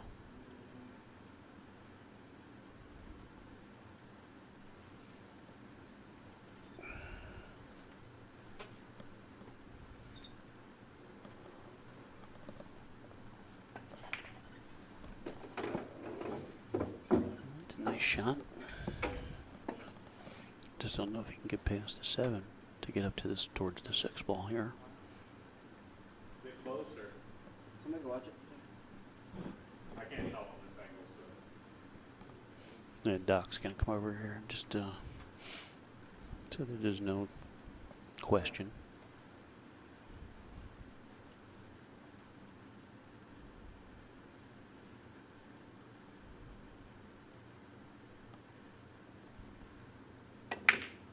Oh yeah, perfect. Great shot. Yeah, Brock, Darren definitely playing very well, and Steve just not really catching his gear yet.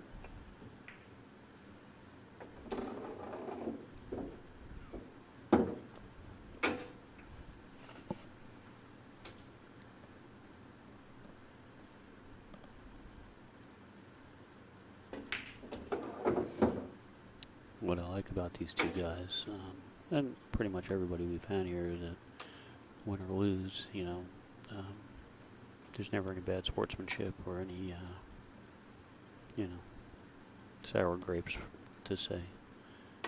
We just say, you know what, we had a good day or a bad day, and you know, we'll do better another next time. You know, that's just the way it is.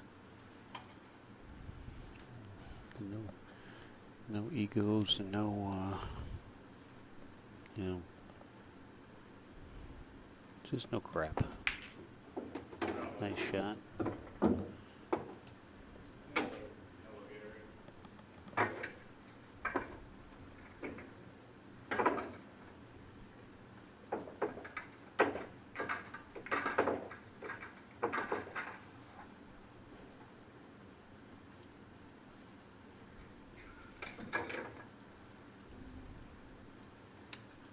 Hey Darren, how do I use this?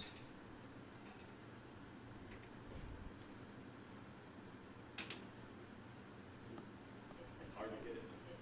No, it is. I haven't used it very much, so you gotta have a technique for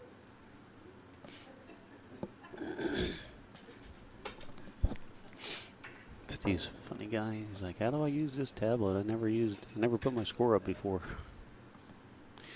He's getting slaughtered, but he still has, you know, he still has a good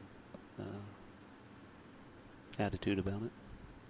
That's what it takes sometimes, is just having a good attitude will get you back in a match a lot of times. 2 ball. Oh, all right, dry break.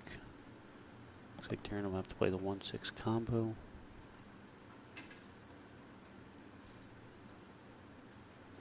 If he can get that, get the 3 balls, the only thing that is, you know, slightly tied up once the 2 ball's gone. He has 5 pockets, or 4 pockets to play it in anyway.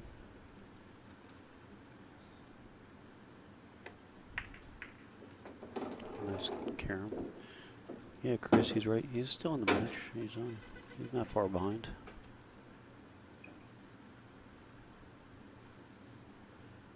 Brock Sanders. All right, Brock. Well, perfect. You go to 75, and I'll go to 45, and I'll try my luck.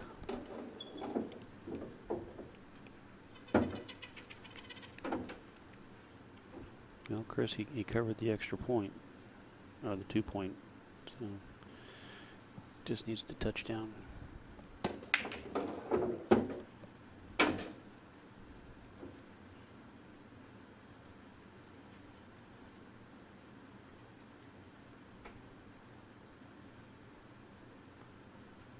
I don't know if the 3. I don't think the 3 passes for me.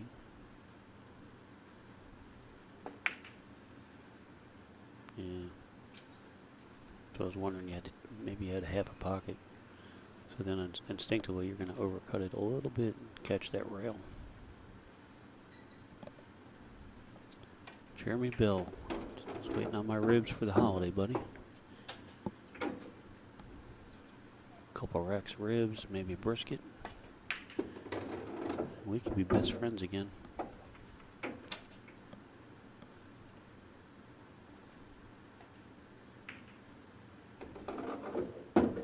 Steve's starting to look a little bit more comfortable here.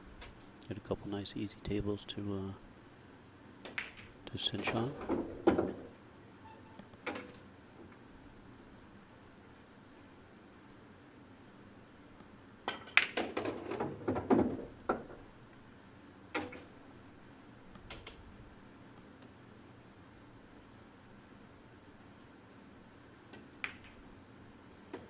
All right. He's alive.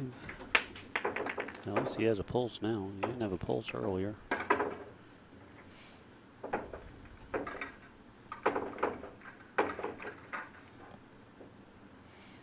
And we want to thank everybody out there that's hanging out with us, watching today. And we certainly hope you guys have a safe and happy 4th of July. Remember to be safe and courteous. And just keep an eye out for one another. If we work together, life is so much easier.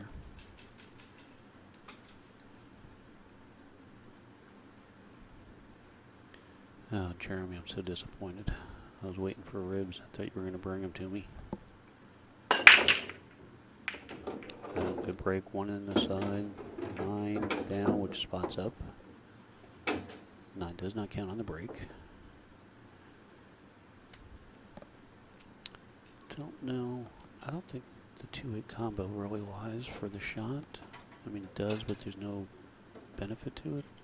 So you might want to play a good safety here. Oh boy, Chris, what do you need? Another cue? You need to borrow another stick? That's a nice shot right there. That's a real good shot by Steve.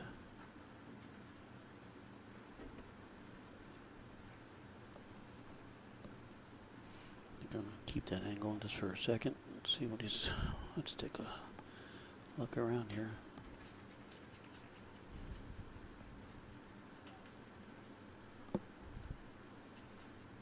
He two-rail kicked this for sure. That's what he's going to try to do. Now he has to worry about the 3 ball is no gift yet. That's the problem here. My man Steve, what's going on? Oh man, we are here. We are here in your pool room, loving life. We are happy to be here. You folks at home, make sure you check out Sidepockets on Facebook.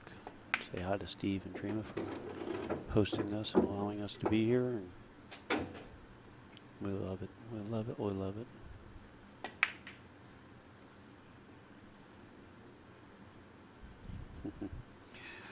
Yeah, you found a pretty good sucker there, Chris. Gave you a job and a cue.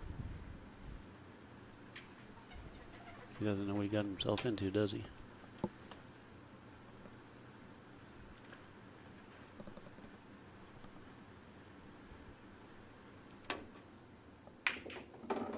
Uh-oh, Darren's not going to like that. Did he get the window just to see enough of the 4? That's crazy. He does too. That's crazy.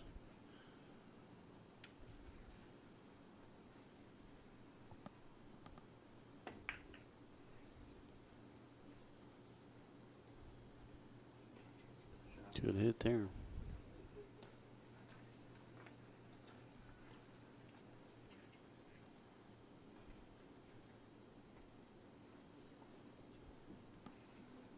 Damn, Chris, you found 2 suckers out there. It's a win-win.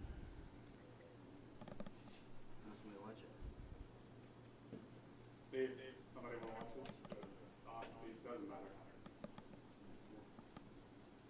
All right, so they're gonna have Steve. It's Steve McFarland, one of the owners here. Gonna come watch the hit.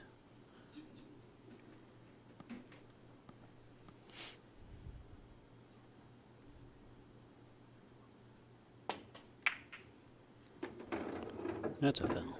It's a good hit, but it's a foul. Kind of saw that coming off the side of the 7 there. Definitely no love here, but for Steve. But what a nice opportunity for Darren. I mean, this is, you love coming to the table with opportunities like this.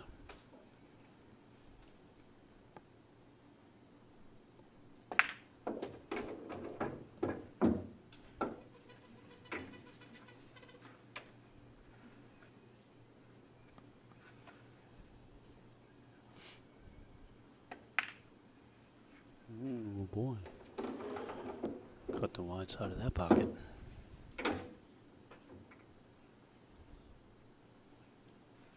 Good call, Brock.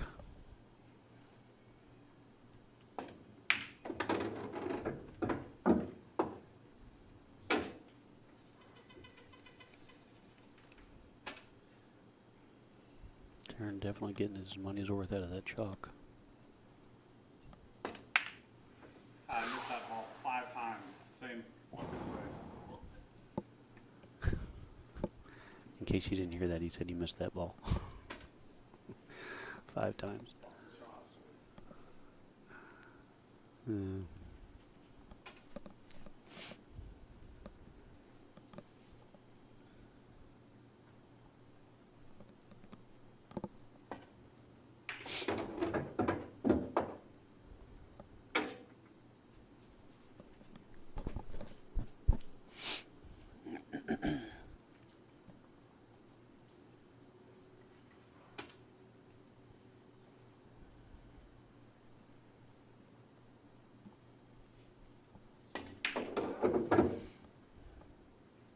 John Gaddy,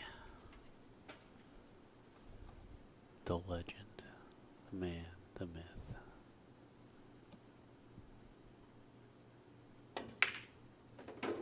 All right. Steve slowly climbing back into this.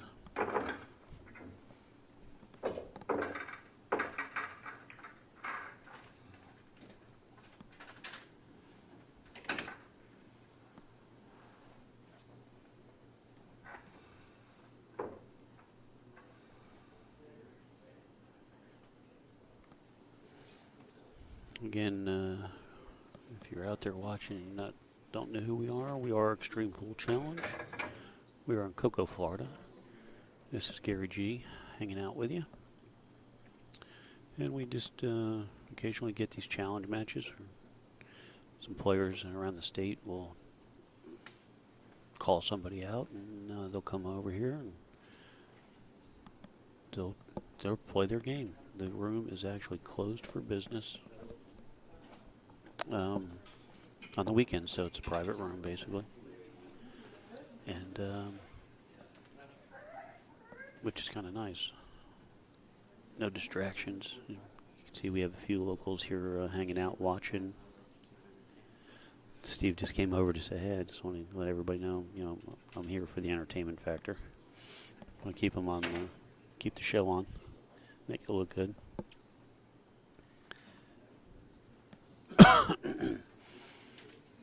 So again, if you want to call somebody out, you want to make up a match, let us know.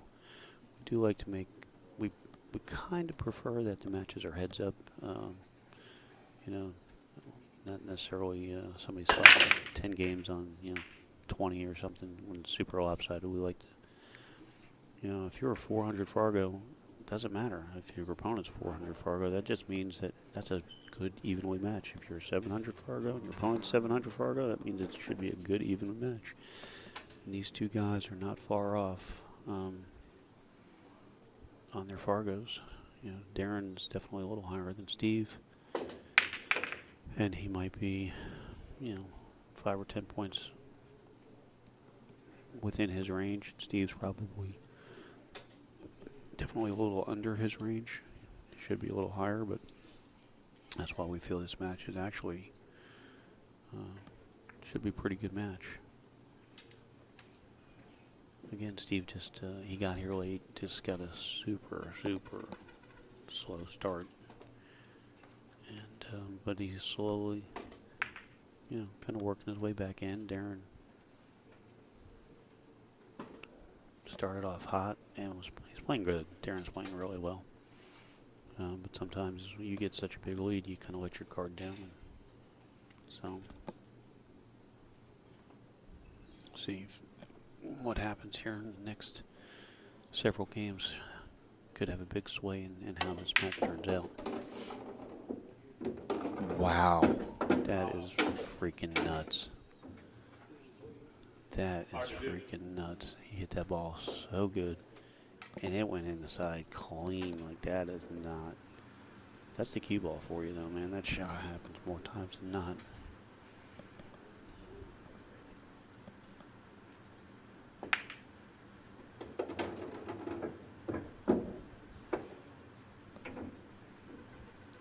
Nice table for Darren here. He's got to feel like he just got a gift.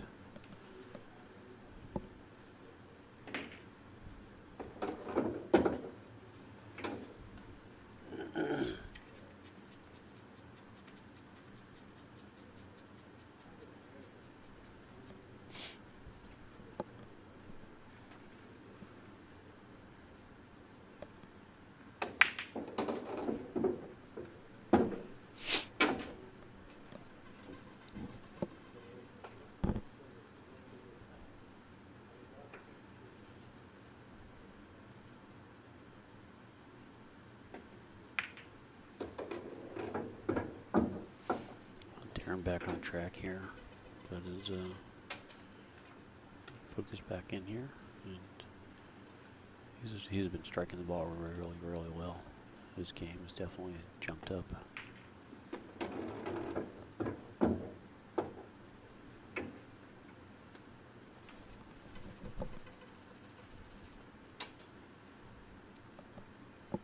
He's what I call a person that has a little bit more natural ability than some people. Some people really have to work at their game as far as the eye-hand coordination, but he's kind of a natural. He's athletic. He's got good eye-hand coordination, so it comes more natural to some players than others. It's just then after that, it's just a matter of putting the time in. So he got on that funny line on the 7. So it's just now he has to find out. He just wants to roll forward. If he has to, you come to the bottom rail and back out with just a touch of left. He didn't put enough left on there, but he might get away with it.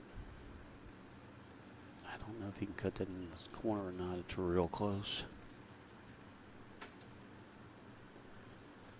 Might have to spin it in. Yep, very nice.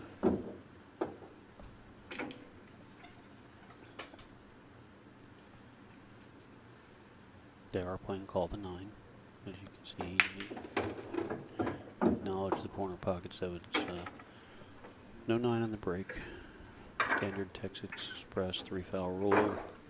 Race to 21. Like I said, the only difference is to call the 9. If it's a combo or goes in early in the rack and it's not a called pocket, it just spots up and keeps shooting. If it is the last ball on the table and it does not go in the designated pocket that is called, the opponent has the option to come to the table and shoot, or let the person continue shooting. So that way, as the sitting player, you don't get burned in case your opponent knocks the 9 in, it goes somewhere and doesn't give you a shot. You don't get penalized for it. So I think that's about, in my opinion, that's the fair way to play, call the 9.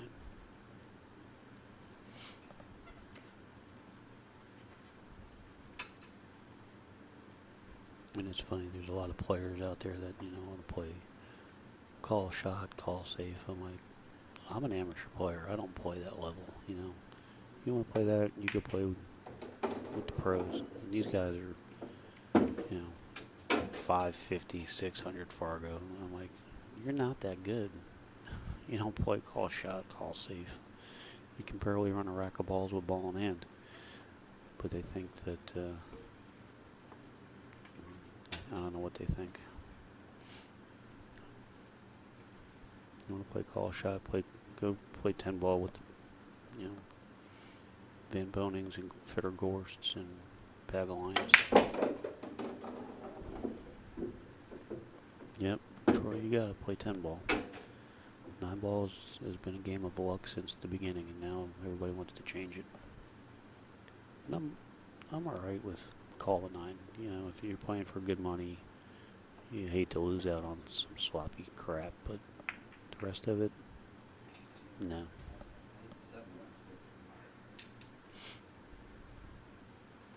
Again, good sportsmanship. Steve said, you know, I bumped the 7 with my stick. It's not a foul. And Darren's like, no, don't worry about it. But the fact that he let him know he was not going to disregard it. And, you know. I think he leaked the window out here. He might be able to see right between that 4-8 and catch the 3. Maybe cut it in the side.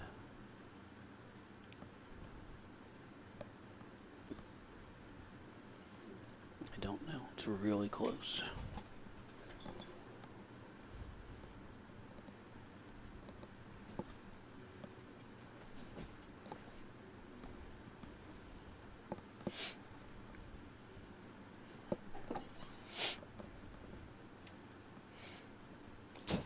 Problem is, even if he cuts it, maybe he can't do much with the cue ball, so then he has to worry about coming down and maybe clipping the 7.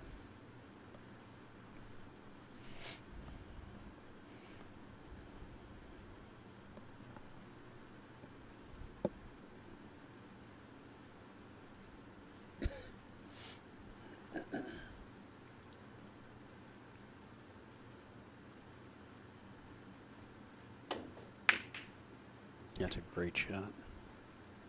That's a good shot. I know he didn't want to hit the 7, but it actually worked out pretty well. I like that shot. I think Darren can see the 3, the edge of it. Whether he can see enough of it to pocket it. And he's a great ball pocketer. He really does have that good quality about his game where he pockets balls very well.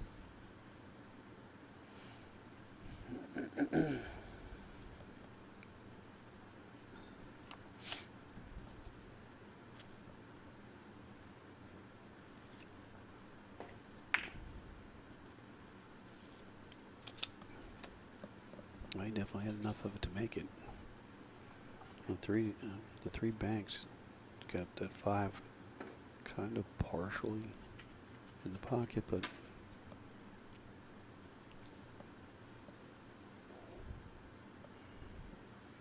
so he could play a nice safety and come 2 rails behind the 8 and send a 3 up towards the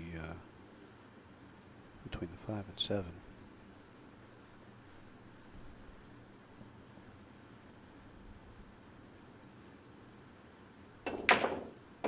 Nope, he just drilled them for the cash. That was a great shot on the 3, and that clean. It didn't even flicker on that 5. That's actually a big shot for Steve. Now the 5 does go, but he has to at least get up near the, you know, to the middle of the table so he can cut the 5 in the side.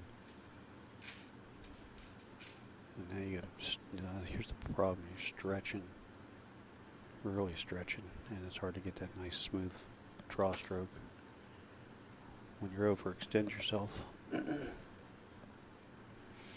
You may even want to hit this with a punch follow and try to come around 3 rails. Some inside spin. Just got to be able to clear the 8 ball.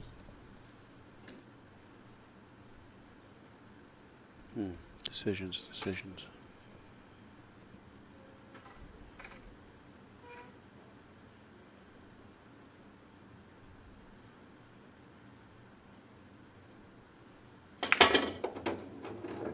I got it. Good shot. got fortunate that he dropped his stick, but nothing fouled the cue ball. I do think the 5 goes, doesn't it?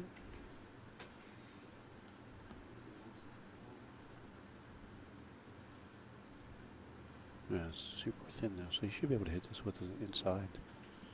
It's thin and he has to hit it, unless it's too close to the point. That must be what it is. And unfortunately, we didn't get the overhead camera up, so we can't give you that option today.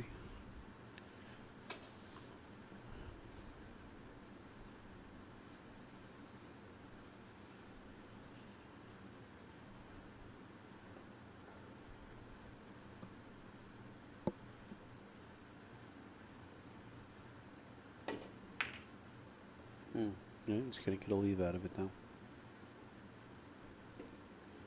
Yeah, got a good leave.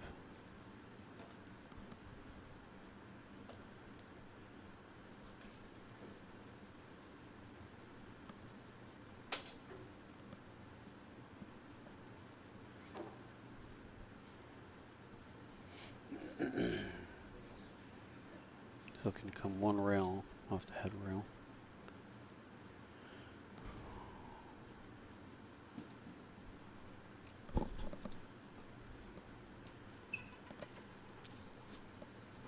If I had a clean path, I might go towards the other rail, towards the bottom rail.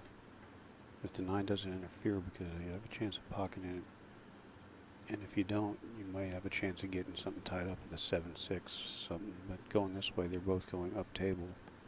Watch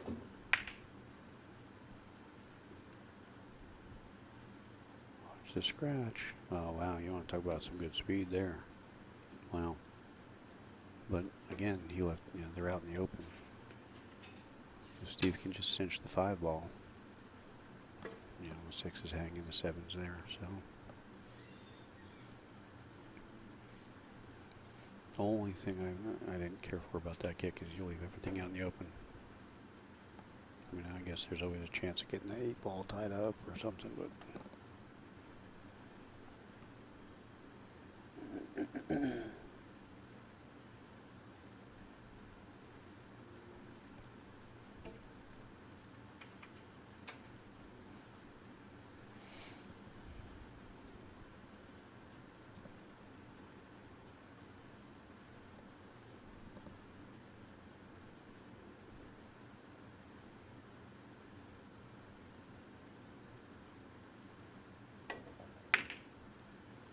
And he dropped his elbow.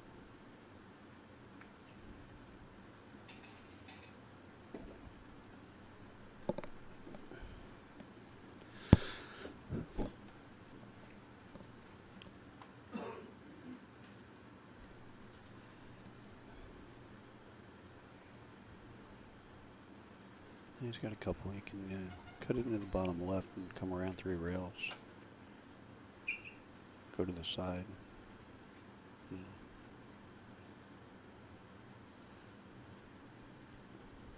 Or duck. Play safe.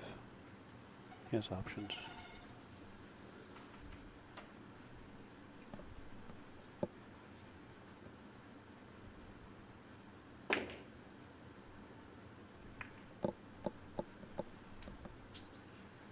Wow. If you leave Steven straight in here on the 5, it's past the 7. It's pretty nice.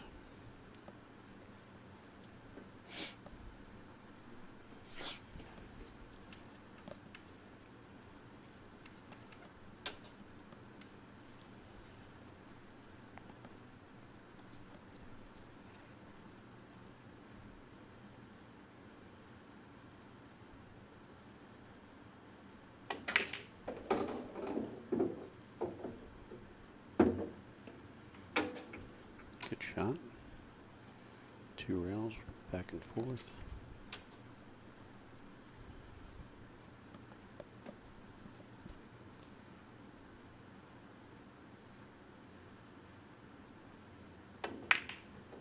One, 2, perfect.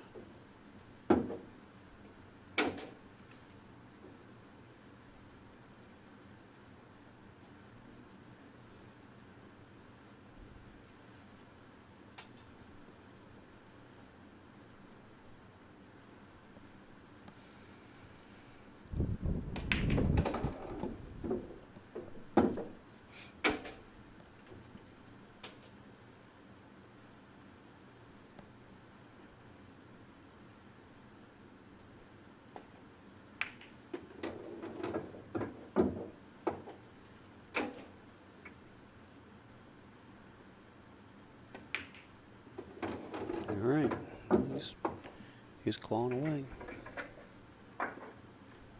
Slowly getting back into the game.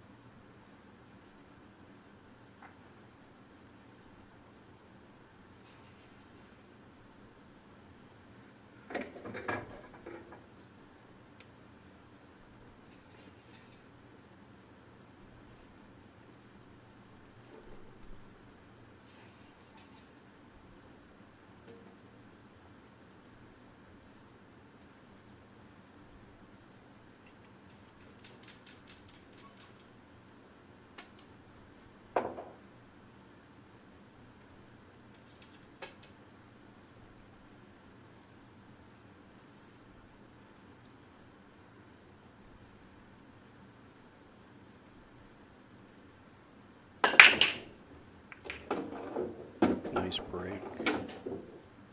1-2 down. Unfortunately, no shot on the 3.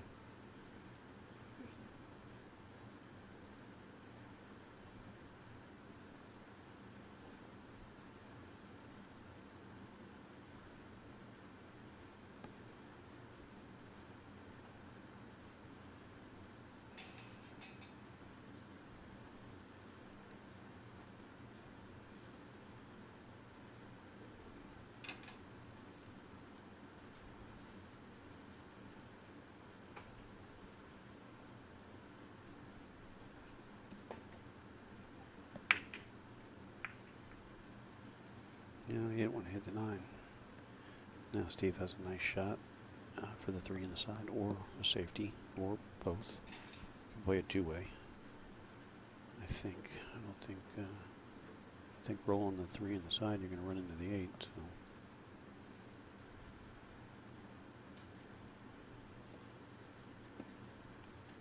Possibly even draw back. If the 4 passes the 9 for the other side, you can draw back a little bit. But I don't like that as much as going forward. But that's it, kind of a 2-way shot. If you draw the 3 off the 3 and draw back a little bit in case you miss.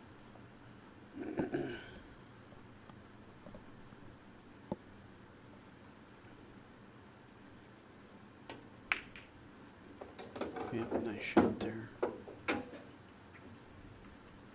Now he's got a nice angle. You just draw it past the side pocket. 5 in the side.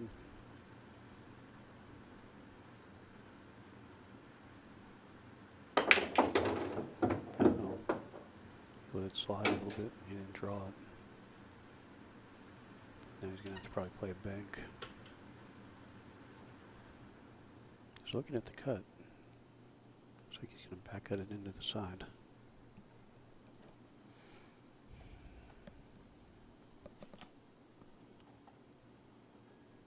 See the overhead view there? Well, not a bad miss.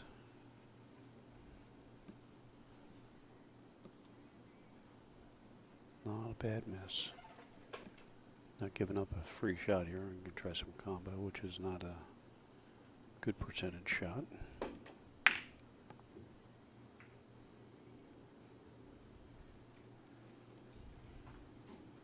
Now, he should bury Darren behind the 7 ball here, play a good safety. Bank the 5 down here behind the 8.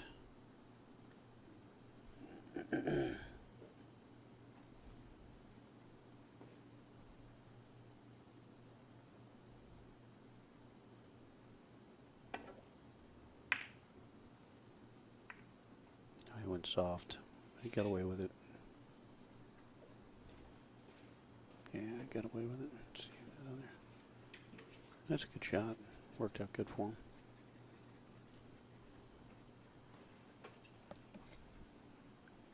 Oh, you can see it? Wow, I didn't even think you could see the edge of it.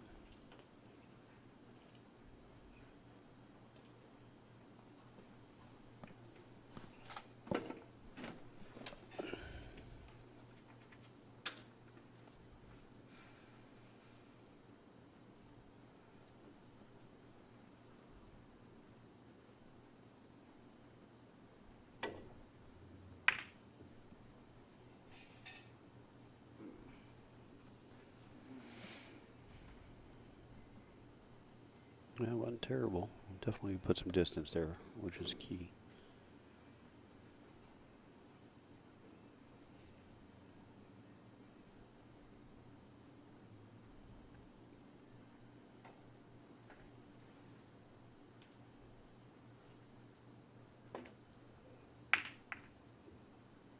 Uh-oh, that's no good. Get away with it when it got past the side pockets. I mean, it's not the end of the world. If he can back cut that into the side, though, boy, it's tough. 7 might hold, save him from a scratch. Might be able to back cut it in the side and come around for this shot on the 6.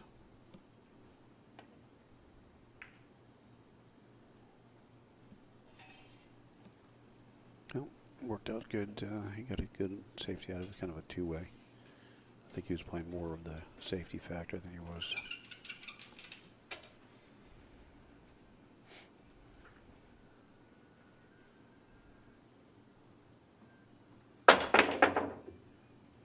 Good contact, but he's going to probably give up. No, thought he was going to give up an easy shot here, but anyway, you can still see it.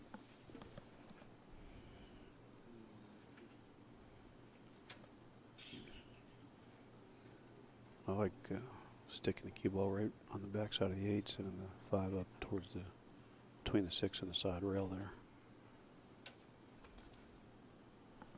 You don't have to hit it hard. You just want to get that cue ball just back a little bit and kind of stitch it on that 8. Looks like he's going to go for the 5 on the side.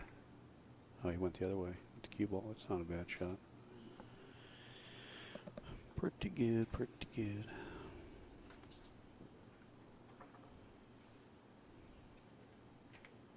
He's playing the 8. And if he does, there's a chance the 5 can go off the 8 in the bottom left.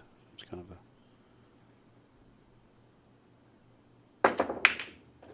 wow, nice shot on that. Wow, wow, wow, wow.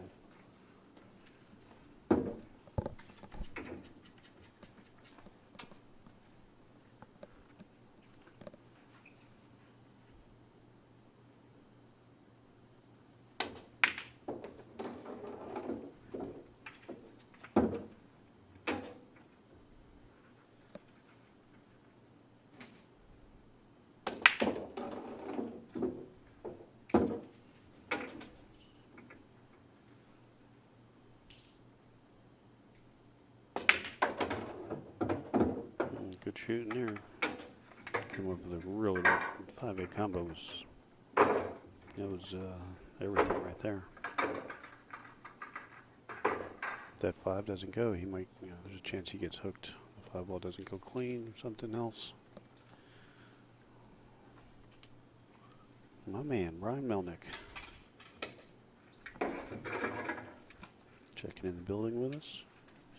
See if we can get him in here to help commentate a little bit. Keep me awake.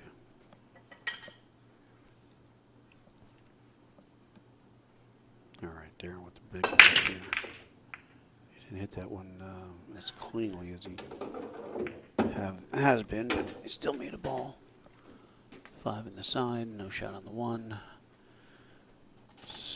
2 ball's going to be a little bit of an issue. I think it does pass the 4, but I imagine it'll be another round or 2 before. I don't think he can get the 1 to make the 8 combo, can he? Oh, my mistake, because he saw that clean.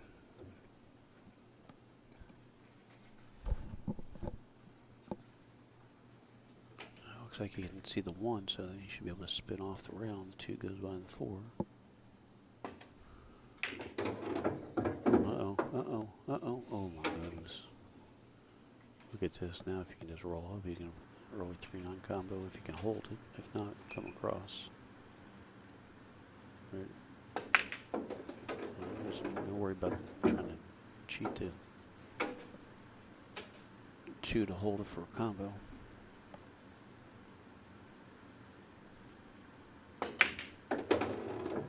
No, he's feeling it. He's catching a gear now. He's back in stride. Oh, did he hook himself? That's brutal.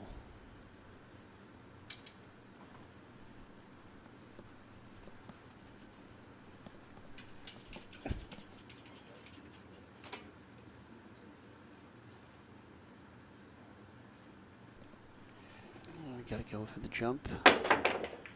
Oh, wow. That hurts.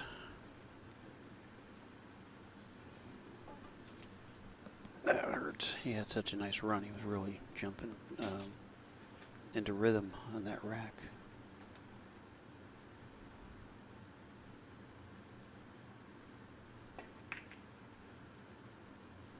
Easy. Good speed, I think. Very good speed. Wow.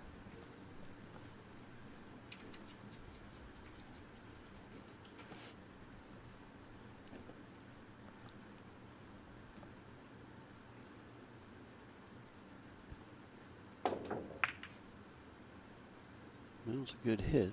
What's he gonna leave? Nothing good. Tough shot for Steve, but if he can lag the 4 and just roll forward, should have something on the 6.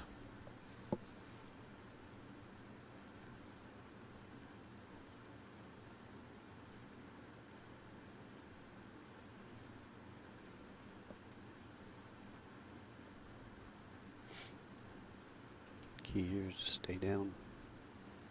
Trust your stroke and stay down.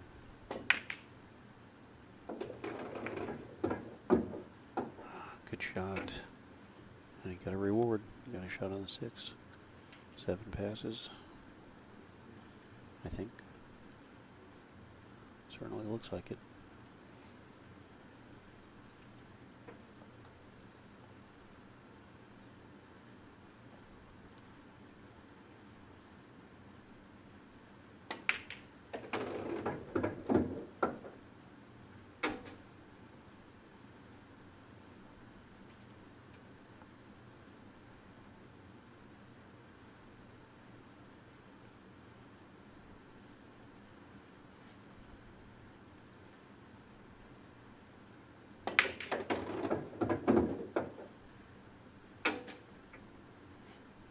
Yeah, overstroked it a little bit, but nothing crazy.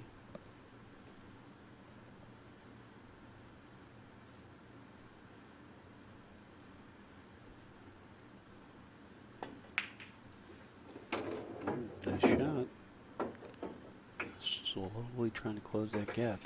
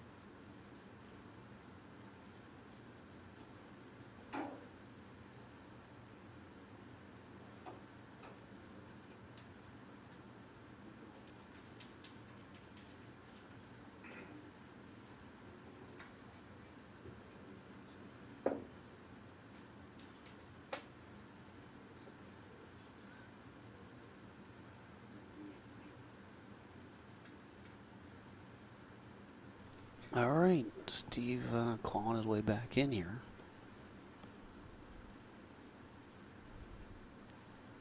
Josh says it'll be within 3 games here in 20 minutes.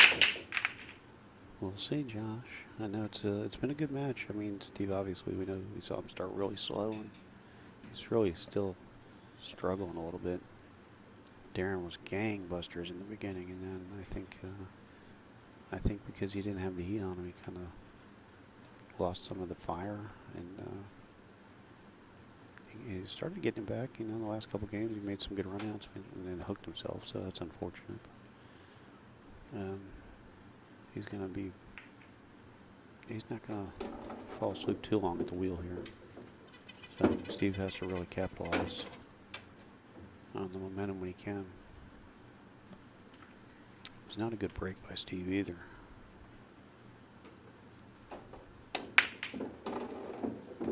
See, this is huge. This is the momentum we're talking about.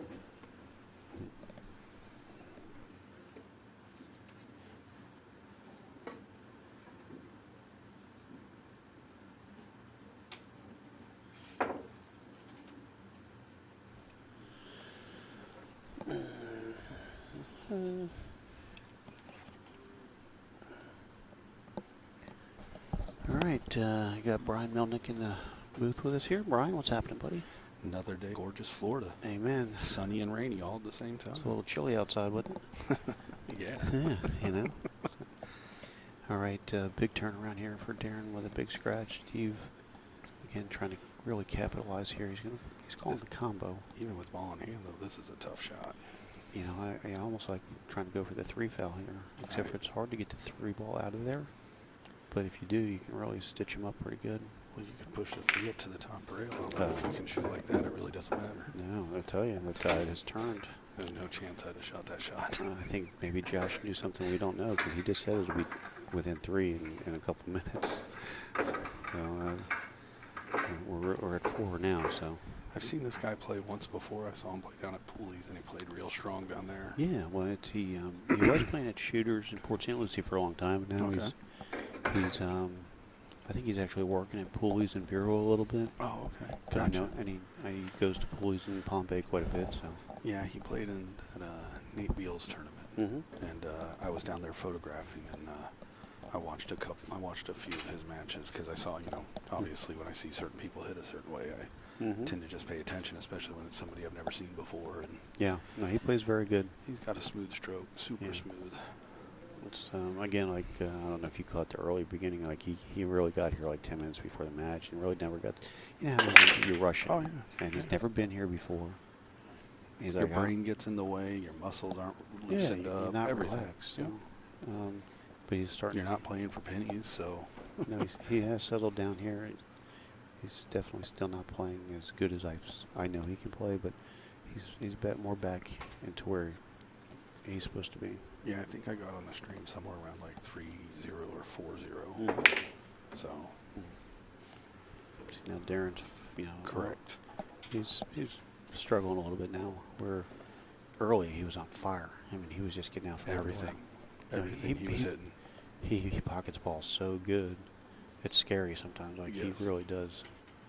But that's okay though. I mean, that's why you play the long matches. Cause Yep. back and forth. It's just like tennis, back and forth, back and forth. And you know what? It's all good. And I say if they played once a week for 10 weeks, I believe the score would be 6-4 or 5-5, 6-4 either way. I mean, it really is. I'd agree with that. I think they're both. I mean, if you go down to Fargo rating, they're probably both within 10 or 15 points of each other. Steven's a little lower than probably what he should be, and Darren might be just a pitch over where he probably should be. Okay. But they're not far. They're not crazy far off. Do you know what their Fargo ratings are? Darren told me he was around a 620, Okay. and Steve, I think he's around a 550, Yeah, that's 560. low. Yeah. So he's definitely a little under the radar. Steve's definitely good enough to be above 595, I think. You know, they're both. Wow, he That was a didn't. good swing. Oh, that's unlucky. No love. That's unlucky. Yeah. So that's why I say the Fargo's. It's. Well, a lot of it just depends on the kind of format that you play. If you don't, I've never played in a Fargo. I've played in one Fargo match. I think I have one Fargo rating. But Brevard doesn't have a lot of Fargo rated tournaments around here. So unless you leave the area, your Fargo rating's not going to move. No. So that was a little unfortunate for Darren. I mean, he was taking a flyer. I mean, Yeah. it wasn't like he was shooting a hanger 9 ball, so he was taking a risk. That was super unfortunate. And because it's one of those things that just kind of. if he'd have called the 5, there's no chance it falls. Exactly. Yeah. So it's one of those things. You take a risk, and sometimes you get rewarded, and sometimes you get stung a little bit. So it's the nature of the beast. Exactly. So Exactly. It's okay. So he's looking to 1-rail this. I would maybe. He can't 2-rail it because he can't get deep enough. You can two-rail it. Well, Off he's looking to come straight 1-rail by the 9 and 5. I was thinking. I'd be going this way. I'd be going towards the foot string into the table and coming down. I was thinking 2 rails like the side rail, the head rail, but you couldn't do that. So, again, another big opportunity for Steve. Oh, yeah. That's. I mean, this isn't a gimme table by any stretch. You know what? Once you get, you're gonna have to play the 2-5. Once Yep. you get onto the 3, the rest of it's not bad. Yeah, but you get on the wrong side of that 3 and you start, Well, the 4 is next to the 2, so you don't have to do much but stop it, Yeah. and you can play 2 rails. Which for the one's the 6. 6? Because that I don't know. The 6 is on the opposite end on the bottom rail. Okay, the 6 is the foot string. Okay. Yeah. That's why I say it's not a terrible table. He's going to play either. This is an interesting choice. Although it's a 2-way if he misses. See, there's a problem. Well, if he froze him, if he froze him on the 4, he's okay. But if he didn't, Yeah, that's one of those ones you want to make sure you hit the other side. That way he's. Oh, And he's he did. kicking. Look, he's frozen. yeah, Yeah. So that wasn't a bad You shot. put him on 2 on this, man. You could really. Mm-hmm. Because a 3 would not be hard. Did he get a Oh, rail? it doesn't. It doesn't. No It doesn't rail. have the legs. Jeez. So he's on 2. Yeah. Good call there. And I mean, the 3 is super easy to snake him off of. But the run out's not that. It's really not that difficult. He's going for No. the 3. And it puts a But little. but It stings your opponent when he gets 3 fouled. the run out's not that difficult. But at the end of the day, these are still diamonds, and they still can be very unforgiving at times. Yeah. Melissa Howell, thank you for the stars. Much appreciated. This That's is awesome. She's awesome. Yeah, this is definitely a mental punch, is what he's trying to do. Yes, absolutely. See, I I don't kick like it. this. Yep. He hit that, but I do not like that. I I'm think kicking that ball all day. 100%. But you and I both agree on that. Yep. We both like I mean, kicking I'll percentage. jump, but Mm-hmm. I don't know. Especially with that 4 sitting right there, it's too easy to just accidentally put a touch of right on that and push it right onto the 4. I'm with you. So, but you got a good hit, and Yeah, he got rewarded. I mean, he got out of the actually trap. made the 3 ball a little more difficult. Yeah, Because now it's a combo. he got out of the trap, and Yep. now they're back to playing pool. Yep. So it's a nice shot. Oh, look at this watch the scratch. scratch. Jeez, no way. And he opened up opened the puck. it up. Holy crap. How unlucky is that? Yeah, that's brutal. How unlucky is that? Darren has to feel like he just hit the lottery. I'm telling Or you, at because least, that was a good shot on the 2. Also, I mean, if nothing else, he had a good scratch off because he was from being in a real bad spot to now he's in control. it's funny because I always shoot that 2, and I always play middle table speed. And I was watching a pro player, and it was a YouTube demonstration of like how you should play certain shots. And he always said this is one of those shots that unless you are having to play perfect shape, you let the cue ball go four rails roughly, because you can let your stroke out so much more, and you always shoot better when you open your stroke up. Of course. And I've never thought about that, because that is a shot. If I'm trying to play middle table sometimes and I'm getting touchy, you definitely can put a little too much right on it, throw it, catch a point, and hang a ball. And since I watched that was about a month ago, I've really been trying to focus on, if I don't need perfect shape, opening my stroke up and moving the cue ball around the table.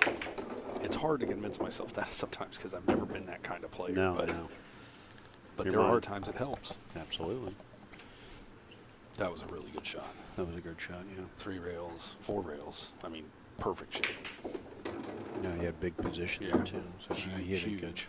And now Yep. he's back in track. Yeah, play this with center right and just come right up near the dot, or top left. I would have definitely hit it firmer than that.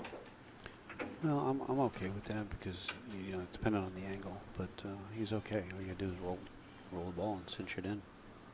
You don't have to do anything. Yeah.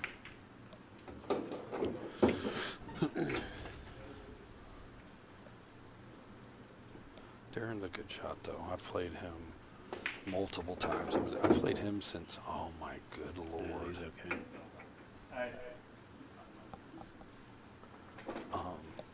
Oh, they're gonna take 5 minutes. Okay. I've played Darren since Darren was like a 5. in APA.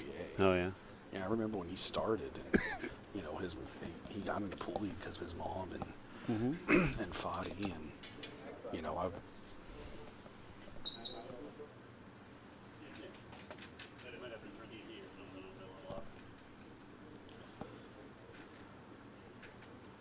but Darren, you know, he was all, you know, he became a 7, and then he started putting in tons of work and became an 8, and I mean, he just, you know, he put in the time. He's you know, he's a 9. I believe he's a 9 now. I'm 90% certain he's a 9 now.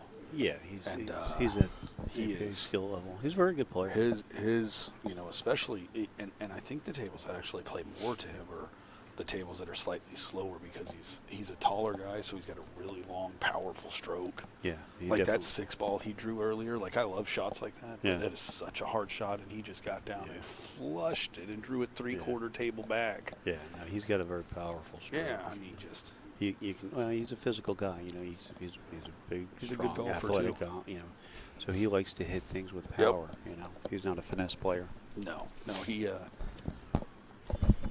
It's funny, a little story. It's about Darren. We played Brevard County Pool Halls golf tournament 4 or 5 years ago, maybe 6 years ago. And Darren's played golf most of his life, my understanding is. Oh, very good golfer. Okay. Very good golfer. Probably high 70s, low 80s all day long. Nice. And he brings his buddy, and we're standing on a 338-yard par 4 to the flag from where we're standing. And Darren torches this ball, probably 280, 300, right down the middle of the fairway. Just crushes this ball. And me and my partner hit, and his partner said he wanted to hit last, so we don't care. First hole we've played with this guy. And he says, you know, he asks, I had my laser in my hand. He said, hey, can you shoot the flag? I was like, yeah, sure. It says 338 yards. He said, I think I can get there. And I'm sitting there thinking in my mind, I'm like, you think you can get there? That's 338 yards. You think? This dude gets up and hits this ball, and the divot was a foot left of the pin. Oh God. Ball was off the back of the green. He hit his drive. It was like 357 yards is what he drove the ball. Holy cow. And he aired it to the pin. And I'm just sitting there dying. That's So the sick. whole day, me and my partner, who are, you know, I'm a 230 driver, 240. My partner's like a 260. And all day we're just watching these two guys, 300. And we're like, what That's the? sick. That's disgusting. It was so funny. He just, but Darren's a very naturally athletic guy. and Yeah. That's what I was saying That earlier. stroke on that 6 ball was an example of it. I mean, he just got down. I mean, he was a diamond off the bottom rail and just pow. Just, it was a great shot. Yeah, no, he's definitely. Derek Prairie says he's a straight shooter. Yes, Yep. sir.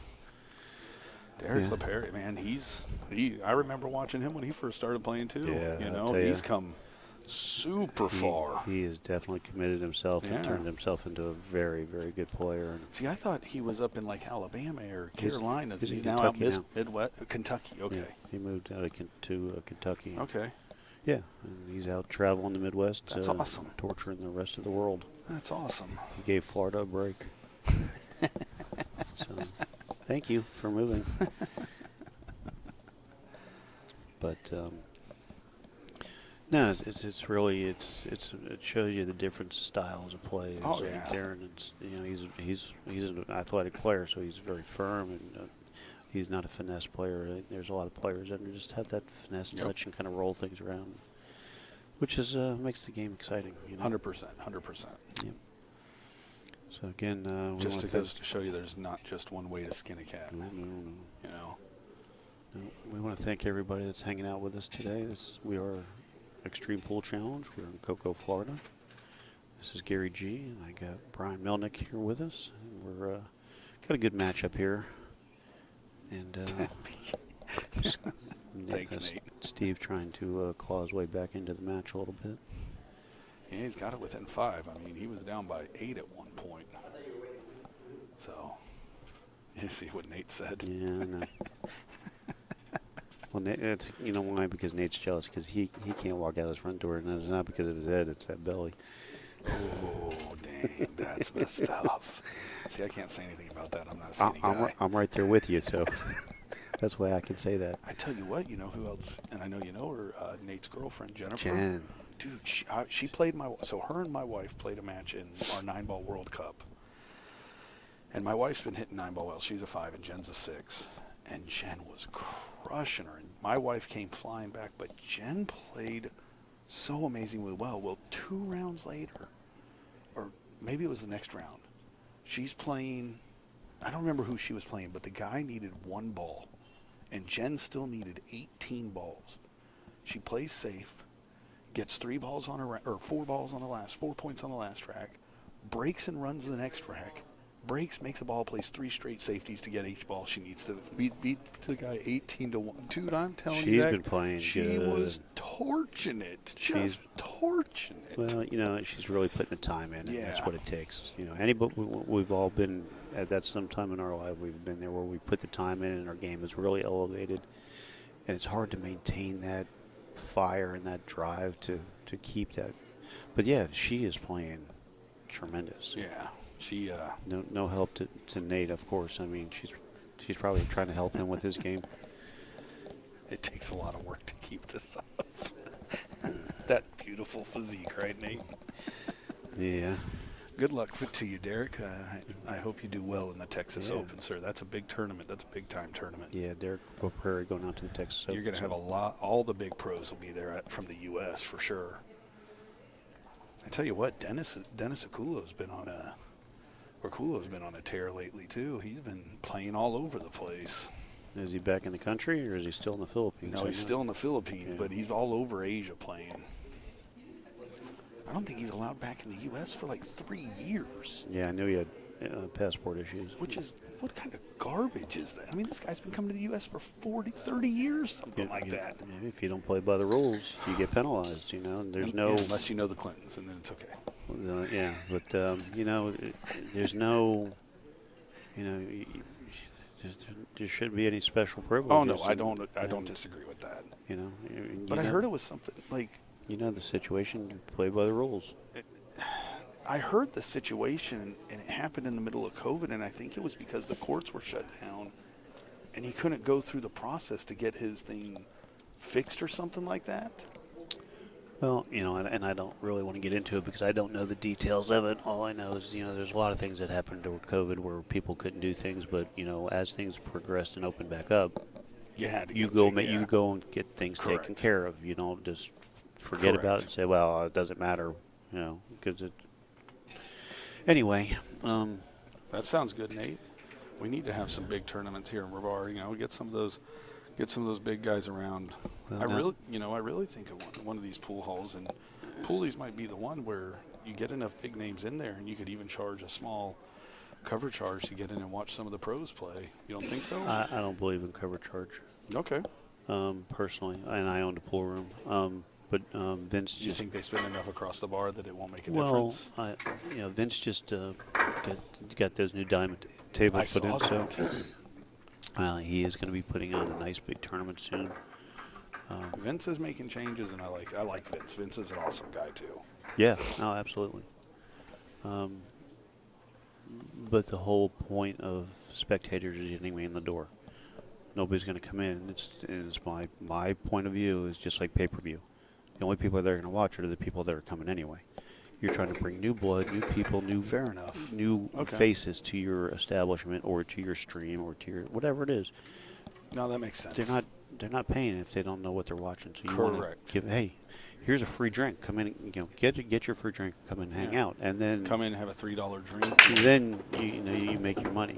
And we're you- back. Hopefully they enjoy themselves. So No, that's a fair statement. That's- I've never been in that situation, so I've never really had to counteract either one as far as a business is concerned on that aspect. So yeah, the whole purpose is to get new faces. Shoot Breakers is changing hands too. That's what I heard. I don't know. I want to say it's supposed to be official this week, is what I heard. I do know that it's happening no matter what. It's just waiting for for everything with the banks to finalize. Yeah, the red tape. Yep. So, I'll tell you. All right, Darren got a great, what That a was a good great break, break. and a nice open table here. Everything's out in the open for Three him. ball. Yep. Oh yeah, this is. Oh, man. He didn't get back quite far enough, but he's okay. He doesn't have to do much for the 4. He just wants No, to come just make it. across. Maybe with a touch of left English to hold it below the side pocket. Yeah, you're good here. Just, yeah, roll it in on one side. You can see the angle that he's shooting at, so you see the... Yeah, that's not huge either. Did he overcut it? No. It was okay. It's same shot, and just with inside, cut the 4 in and stay above the 5. Yep. Unless, you know, some people are a little more comfortable with the bank here because it is fairly lined up. I will cut any ball I get an opportunity at. It's kind of like jumping. If I can kick at it, I'm kicking at it. I'm with you. I'll cut before I bank unless I have unless shape is a huge factor. Some people are just more comfortable with the cut, or you know, versus the bank, or the bank 100%. versus the cut. So, shooter's choice here. But either way, position is workable. It's not a hand. It's not a gimme, but The bank gives you easier position. That's for sure. But yeah, I just load this up with some inside, and See, that's what I don't like about the bank. no, I don't think he took his time either. I feel like he kind of rushed it. See, you know, I used to think that, but I think he's just a quick shooter. He is. He has a quick tempo. There used to be a guy around here named Steve, man. That guy played, he might have been the fastest pool player I've ever seen in my life. I mean, but he'd play break and run a racket 9 ball in like 40 seconds. Sounds like Dan Hines. I mean, When Dan Hines gets going, he is fast. yeah, he's pretty. You know, he's fun to watch. You know, He puts his hand on the table, 1 stroke hits. he is a 100% entertainer pool player. Oh, yeah. But he knows his knowledge is disgustingly good. Yes. You know. Worst part is he barely plays anymore, and he's still phenomenal. I know. He's another one that just has a gift for the game. You know. Just, 100%. but now there's some people just they have to think long, think wrong, so they want to play fast. They have a very quick tempo. Oh, that was he jumped at it. Did you see that though? Yeah. Well, it's the pressure and I talked to Rodney Morris about that. I said, Rodney, you got to be on the fast. He says, no reason to think. I know exactly what I'm doing before the ball stops. He says, I see it. I know exactly what the shot is. So I'm going to shoot, and that works for a lot of people. Yeah. So if it works for you, I'm not going to knock you. 100%. If it ain't broke, you don't fix it. Who am I to tell you you're wrong if you can shoot better than I am, for sure. All right, switch hands here.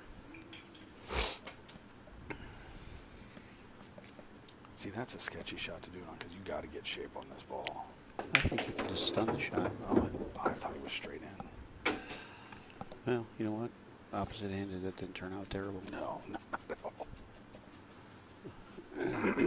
Like, I'm a big proponent of opposite hand. I hate using the bridge. I can use the bridge, but I shoot left-handed and right-handed, and there are certain shots, though, I just won't do it just due to importance of making sure you get to the right spot.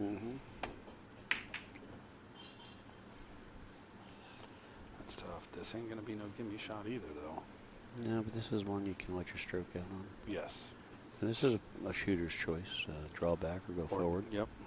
Either one. Draw back 2 rails or go forward 4 rails. Yeah, I think I like drawing this one. It's just more natural. And I think most people do. Most upper-level players are going to shoot this With a draw, yes. Yeah, low outside. Just come. And it doesn't even have to be a big draw. You're just using the left to get it, or the left English to get it down the table. Oh, avoid the side pocket. Get out of the side. Good shot. Yeah, he hit that a little firmer where the spin didn't take. Yep. But he was fortunate enough that he had just enough draw on it that it. He's another one though. He looks. I obviously don't know him well, but he looks like a physical guy. So he's. But he definitely, I've noticed, he has more touch, I feel, than Darren does when it comes down to the safeties. Darren's overhit quite a few of his safeties that I've noticed today, and he's hit a few that are very good, almost perfect position safeties.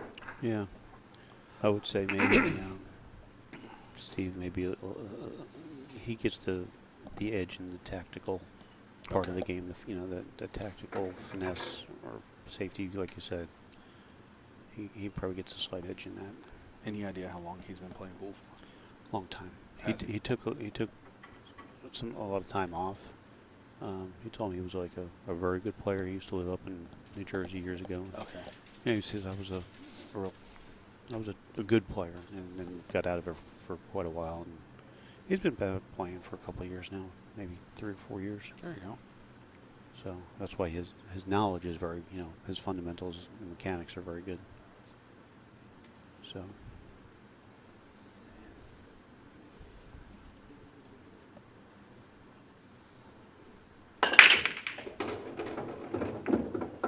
Look at this break. Look at the 1 ball. With a shot. Beautiful. Oh, 3 ball down in the corner. Is that what I see? Yeah. 2 rails around. You got. This is a nice Just play table. top on it. Mm-hmm. Straight top.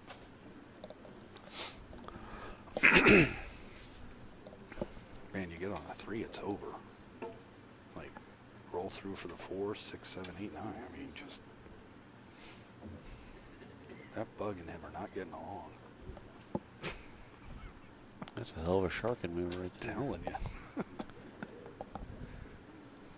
I hear the thunder out there. We'll get some Yeah, rain. it was rolling. It was rolling in when I got here. Yeah. Yeah. I take it you're not on the bike. No. Actually, so I on weekends I'm off now. I do Uber Eats and DoorDash. Oh, nice. Trying to get my house paid off in the next 3 to 5 years. Good so, for you. Today I did DoorDash all morning, and then I take a break until about 6 o'clock tonight, and then I'll go back out until about midnight. So, There you go. Good money in that. Yeah, I usually, 2 to 3 extra grand a month and work maybe 20 hours a week. Yeah, no, I mean, So, and you're not out there killing yourself. Yeah. You're not physical labor and just. and when I decide I need a night off, I just You just don't open the app. Yeah, that's it. That's the beauty. I ain't got a boss to call and say, hey, I'm not coming in. That's the beauty of that. Is, you make. Well, Manny Chow up in Maryland. I mean, he's a top pro player, and they're like, yeah, if you're ever in the D.C. area, and the Uber driver asks you if you want to play pool, say no. I mean, the guy's like a 740 or something like that, right? And he's a top player, and he's like, that's what he does. But and I'm like, that makes great sense because your schedule is so flexible. It's your schedule. Yeah. It's like, pool tournament this weekend? That was not good shape. No. So. I'd have been shooting that and putting top left on it and trying to get on the other side of the 8. He's calling 9. Yep. Is it Karaman or comboing? It's probably a Karaman. Looks like he's carrying. 2-way. Cut the 7 and let the 9 ride. See, I think if he makes the 7, then there's no chance the 9 goes. He's got to overcut the 7 in order to make the 9. Well,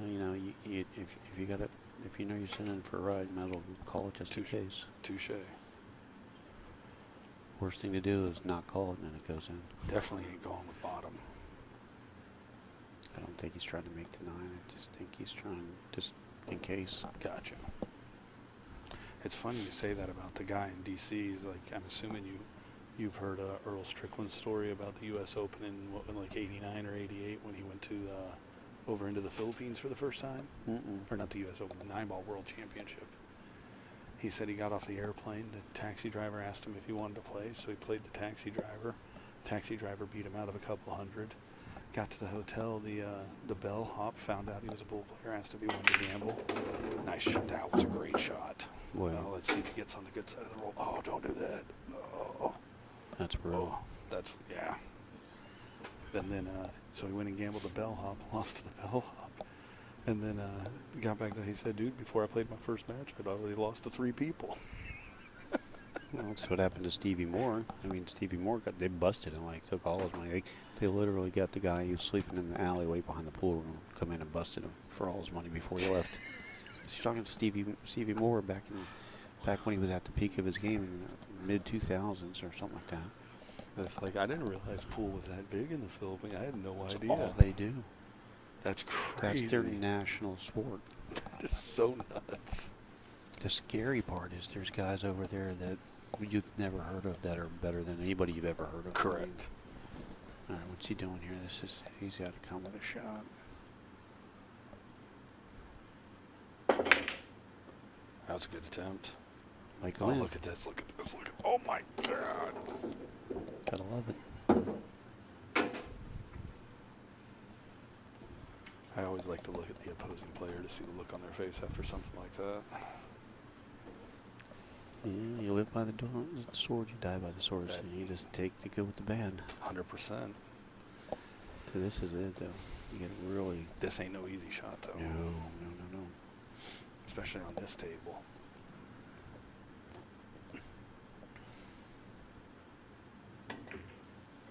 That was a good shot. Great shot. That was a good shot. Very good shot. Well, I'll tell you what. Bringing it closer. Yeah. Does that make it 10-13? Yeah. Yeah. At one point, he was up 8-2 or 8-1 or something.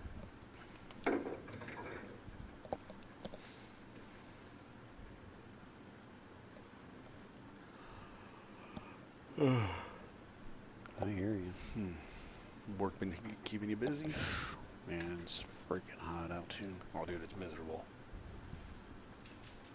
Our shop on Wednesday, it was either Tuesday or Wednesday, our shop temperature gauge was at 109. Good Lord. Sounds like a good time. I'm telling you. It reminds you to drink water, that's for sure. Wow, Drink what ton. a dry break. Everything was moving. Look at that. With the 5-6 That's is a what I was going problem. to say. Is that the 5-6? Man, there's not even a breakout ball near it either. The 3 is your only real chance to break it out. If you get this and can hold on the right part of the 3, you can try and get into it. I mean, that's like actually an ideal breakout.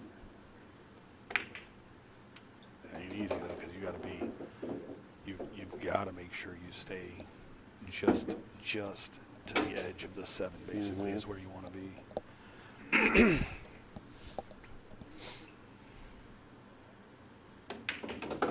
That's about perfect right there. That's it.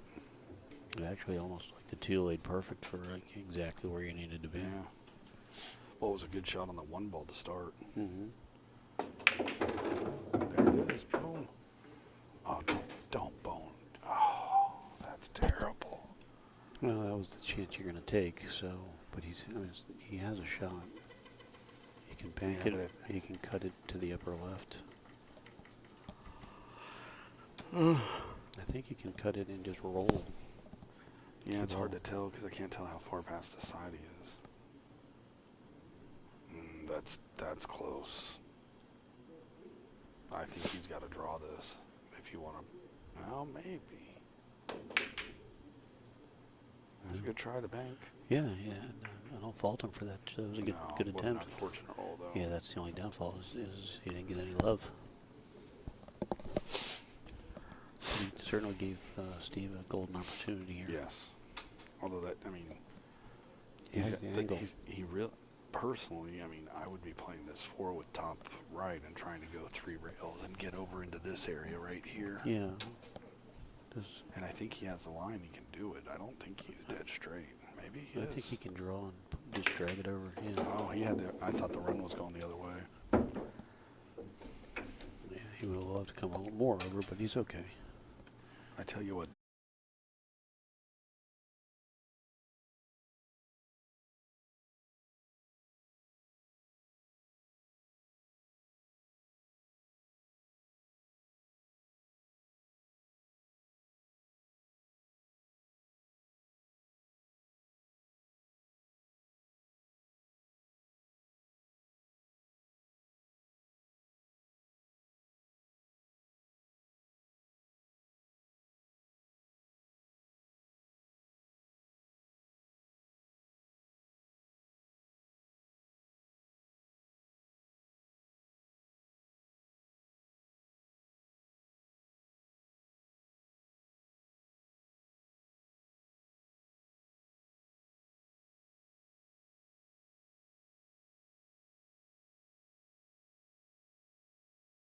The next closest person is $5,700.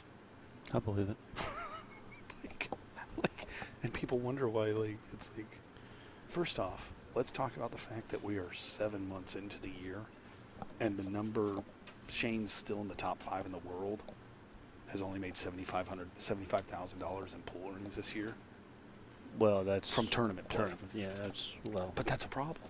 That's why pool is so weak. Mm. Like, you want pool to get bigger, tournaments have to pay more.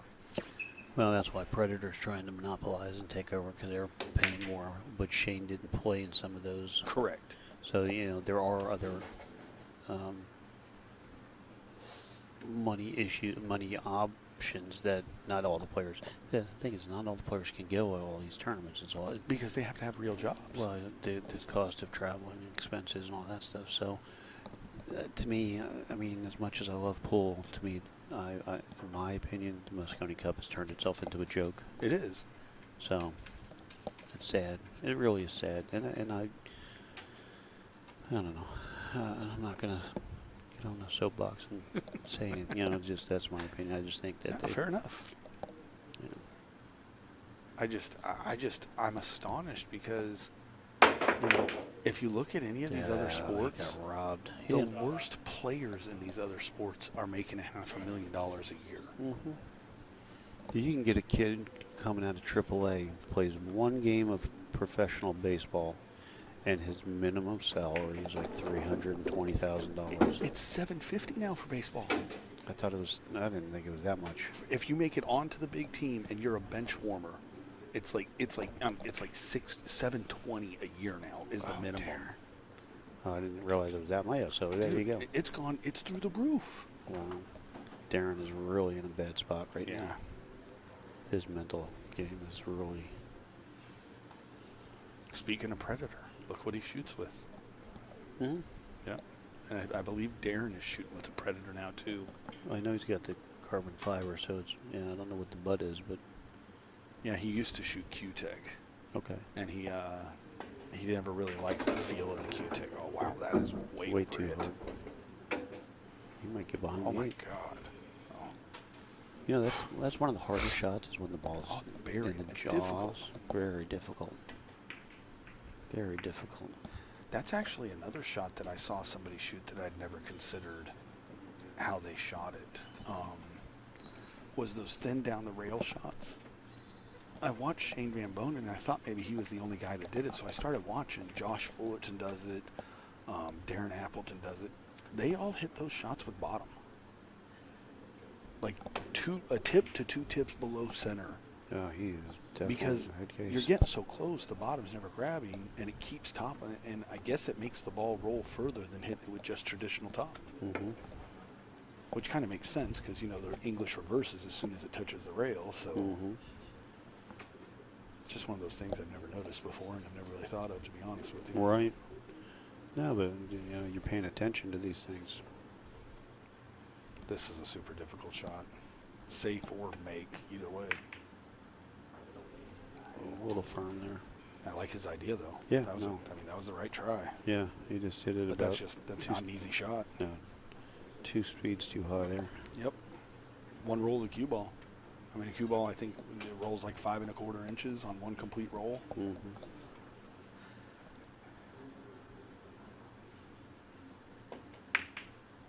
That was a good shot. Oh, my God. I thought he made that. He hit it good. He really did. I thought he made it. Yeah. It's definitely a little unfortunate there. I think he thought he made it. He did, because he was already walking to the 6 ball. And that may be part of the problem is he might have came out of the shot just a hair quick.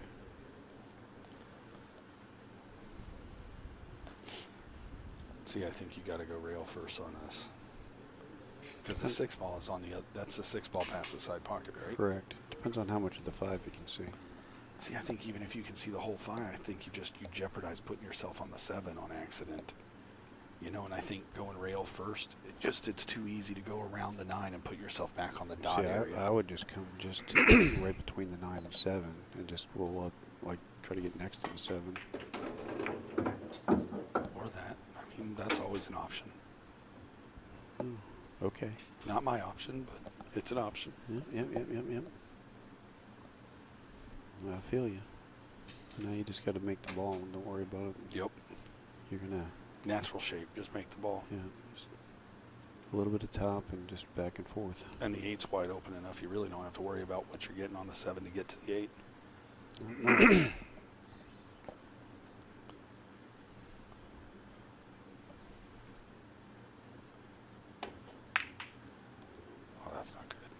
steered it. Yep. You Look might get at a little this. fortunate Oh, though. oh my lord, that is so unfortunate. I mean, the only plus side to this is it's an easy kick stick safety. Mm-hmm. You know, come right off the rail, hit the 6 full, get the 6 over by the 9 ball, and the cue ball should stick with bottom English right on the 7. Mm-hmm. He looks like he's going at the 6. I don't Maybe he think can see it. Yeah, I didn't think he could make it. I don't know if he tried to throw it or spin it or I don't know what happened. I think frustration has taken over. You know what I mean?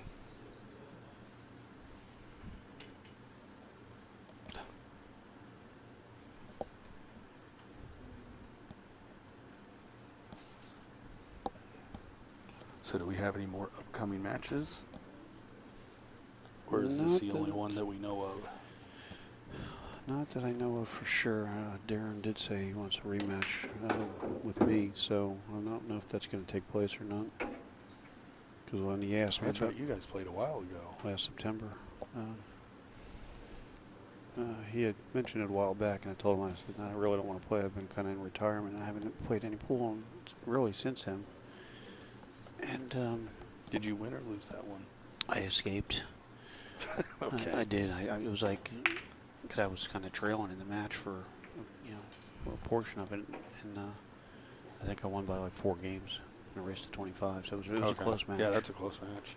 But I haven't been playing any pool, and I had COVID back just before Memorial Day, and it really It took it out of you. And I'm working outside in the heat. I haven't regained any strength or energy back since. So I am like whooped. Yeah, I can empathize with that. I'm depleted with all energy and strength. Not an easy shot on the 9. This is definitely a tester. I know. Oh, there's no way I'd be shooting this in the corner.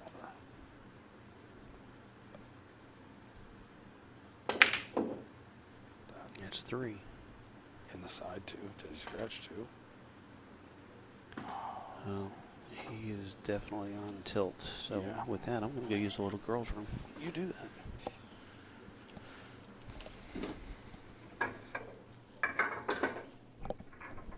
I'm good.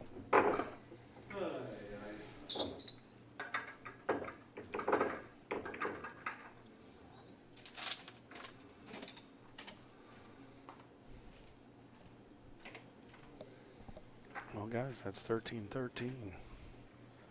It is now a race to 8. Who will get there first?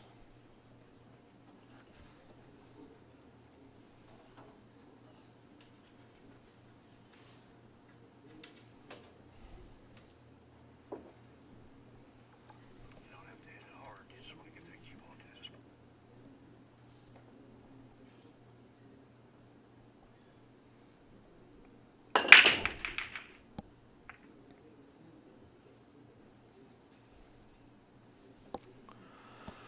Well, a wide open break. The 6 isn't in the best spot, but he's got a shot at the 1, and it should be pretty natural shape to get back to the 2. Oh, man. Overhit it, too. Just. Fortunately, Darren is kind of coming to a significant slump, and Steve has clawed his way back into this match with some excellent shooting and a couple fortunate rolls, you know. And let's be honest, that's just the game of pool. Sometimes things just, happen where no rhyme or reason.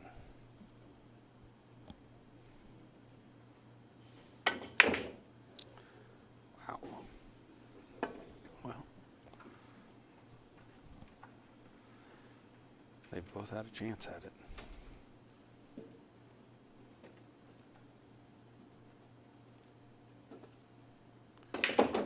Yes, Joe, he was up 8-2 at one point. And just with some unfortunate rolls and definitely struggling. And the worst part is he's been running the tables well.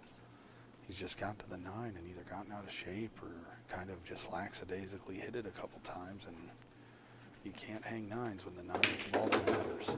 Oh, jeez, don't get behind the 7. Dang it. I think that's, well, maybe not. Maybe it's not. Maybe you nudged it enough. He did. That was a good, fortunate roll.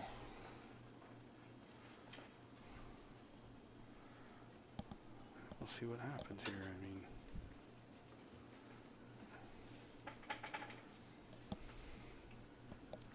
looks like the 6 goes, so just roll this, nudge this in, and there you go.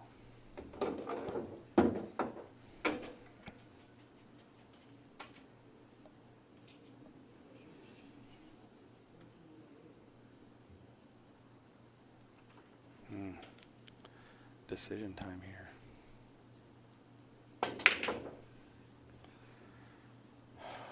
Not good. And it's unfortunate. He just, you know, Steve's back at the table and see what he can come up with here.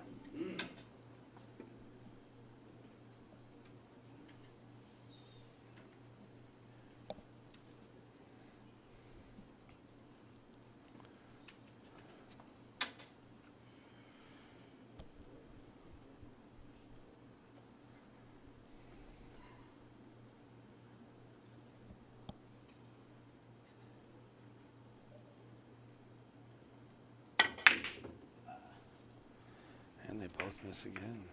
Oh, much easier shot at the 6 this time. And the 9 moves, so it opens up the 8. Let's see if Darren can put this one away.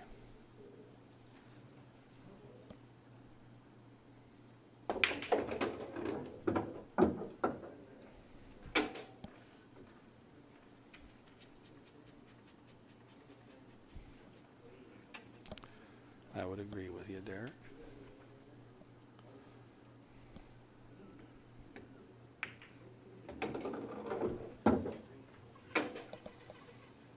Let's see if Darren can finish this out. If he makes this 8, I don't see any reason why not. Oh, Darren.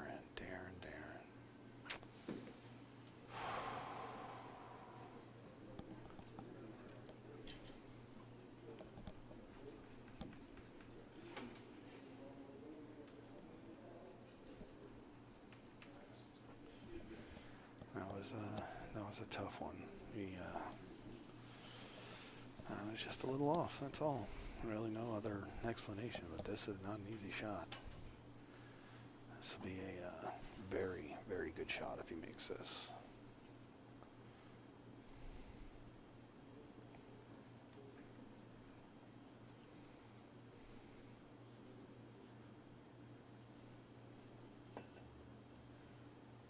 And we went for the safe.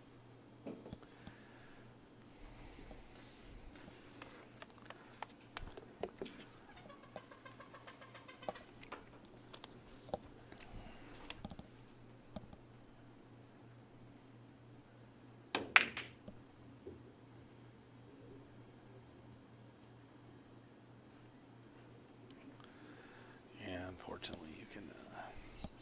Darren's definitely got a set of frustration set in. Unfortunately, it's hard, you know. We've all been in that spot before if you've played enough pool matches where don't always think everything through before you do it, or you do and you just convince yourself you've got to do this, even though it may not be the right choice. And Steve is now up 14-13. What a massive comeback from 8-2 down.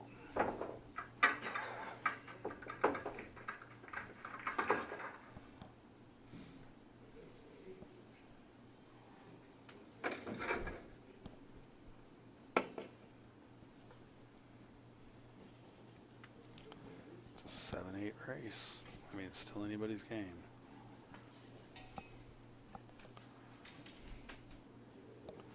Steve is definitely on the right side of the game right now, though.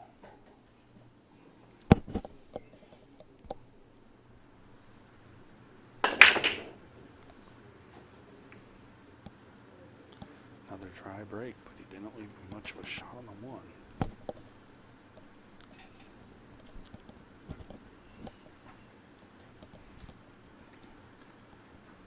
My personal preference is I want to put the cue ball on the 8. You could also try and put the 1 on the 8 and come around, but you know, I think his safety is definitely the shot here.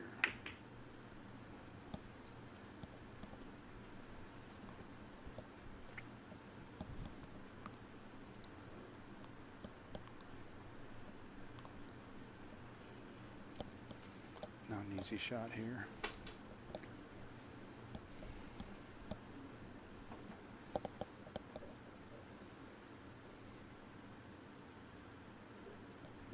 See what he's got.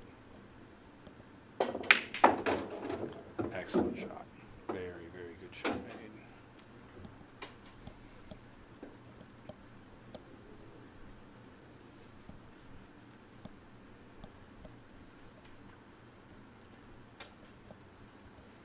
Got some work cut out for him though. This is not a gimme table by any stretch.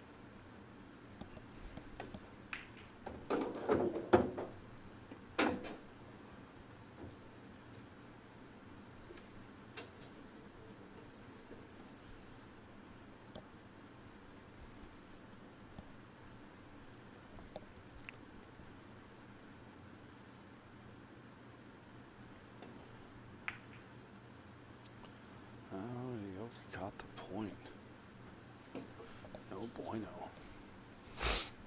Well, let's see what Darren can come up with. He might be able to make that. Yep. Oh, jeez. Tried to draw into that and move the 7. Just didn't have enough.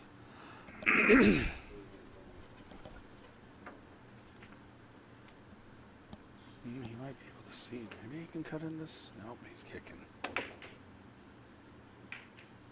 Oh, wow. Got a little bit of a roll there. Let's see if he can capitalize on that fortunate roll.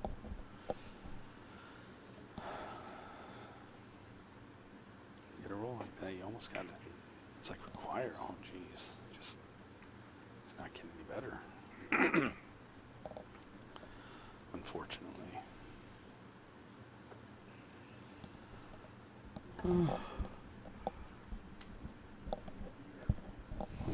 I would agree with you. He's probably gotten warmed up since then.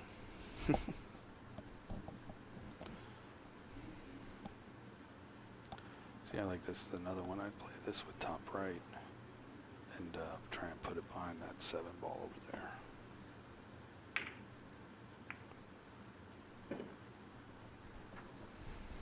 But again, that's just me. That's my personal playing reference.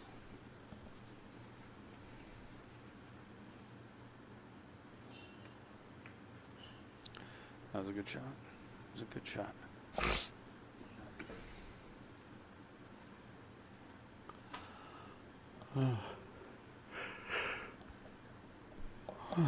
Only way you can get a real good roll out of this is, and that's that way. Oh, does this 7 come up and get in the way? Oh, close. This is makeable though in good shape on the 6. You can bank it and roll across table for the 6. Oh. Darren's definitely playing more safeties than he has, which may be a good sign, trying to ease his way back into this.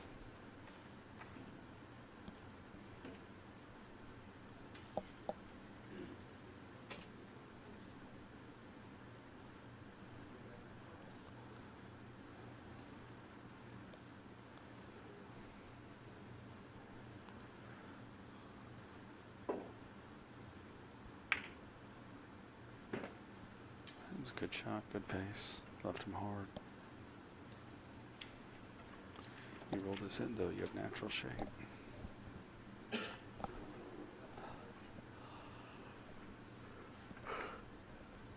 That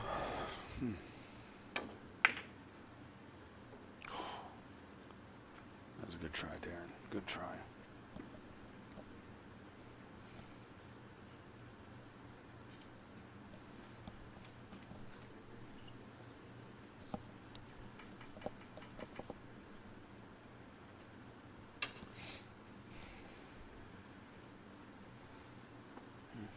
Just draw back for the 6 here and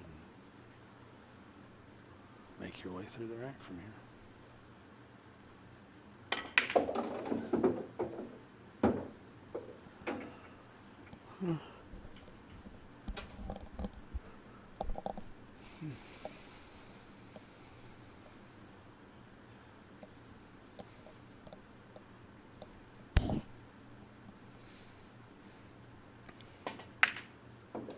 Very nice shot.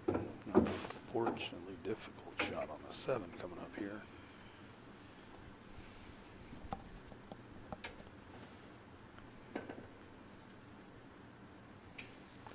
My personal preference is you cut in the side, but you got to hit it well enough to ensure you don't leave yourself on a rail, because otherwise the 1-9 setup's going to be super, super hard.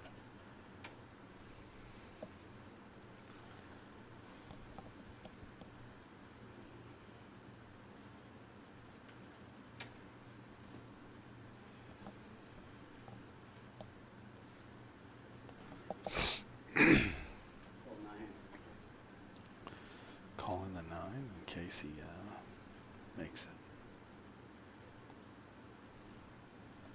it. That's a great shot. Oh, get out of here. You gotta be kidding me. Wow. What I mean, just a terrible roll off it. How did he get around that 9 and not touch it like that, too?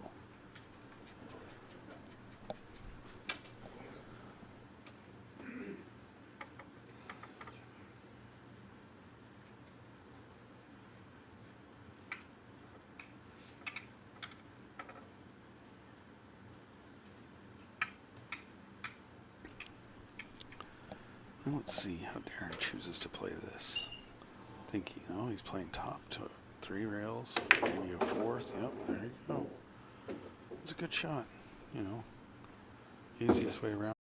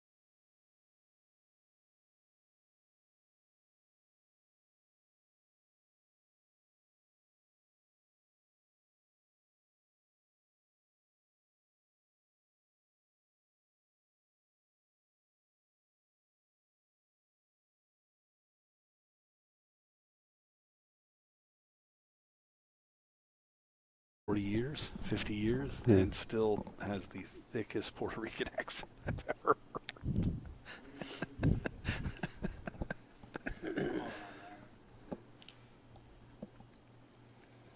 It's real funny because one of my APA teams. Oh my God, he called the 9. Did he call the 9 on that? Just he's like, yeah, he can call the 9. Just I'm like, Oh man, holy crap! One of my APA teams is all Spanish guys, and he'll start talking to them, and man, you think he talks fast in English? Oh, you should hear him go when he Oh gets my with those God. guys, because they're all Central American guys, Yeah. like Guatemalan stuff. And, oh my Lord, he gets going a mile a minute with those guys. I know. He does get amped up. Yes. Oh, what a shot, Steve. Wow. Look at this. Wow, what a shot. What a shot, what a leave. That was pretty impressive, I have to say. Yeah. There's no chance I'd have been going for that shot. Well, you know, you go for that shot and you call the 9 just in case you'll load up the spin. You know, you never know. I mean, good things happened. Yeah. But yeah, that's a sketchy shot. Well, it's just, I mean, that's on a difficulty level, that's like a 9 or 10 level difficulty shot. Yeah, I mean, it's not, certainly no hanger. no. You know, like what he did there, instead of trying to force it and jack up and Yep. try to draw the ball, he's like, cinch the shot, roll up into the middle. One, it doesn't hurt him either. Right. Now he can just roll the 7 and just, you know, anywhere on this Right. half of the table, he's good with the Yeah. 8. But instead of trying to get too good on the 7, Yep. make the shot much more difficult. That's a great shot. You don't have to do anything. You just natural position. Yep. Stun it off the rail here, and you're perfect. Shoot with where the 9 is, I may even just roll it through. You really, I was going to say, Did you you really see him can't. throw his arm out? Yeah, I was going to say, you can't do anything wrong except for not make it. Yep. But, I mean, that really was it. You could be frozen to the rail and you're making that 9. But his elbow went flying on that. Yeah. Jealous 44. Well, thank you, Jealous 44. Where are you checking in from? Is that our YouTube side? Correct.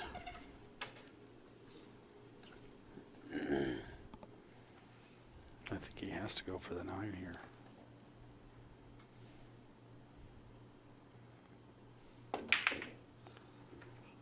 Such a difficult shot, too.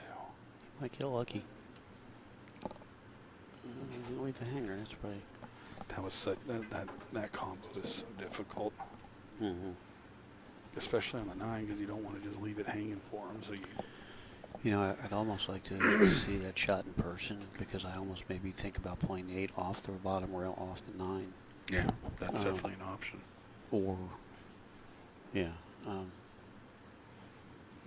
because I am hands down the worst combo shooter in the world. Ronald, well, we're sorry to hear about that, Ronald. Hopefully you had a good nap.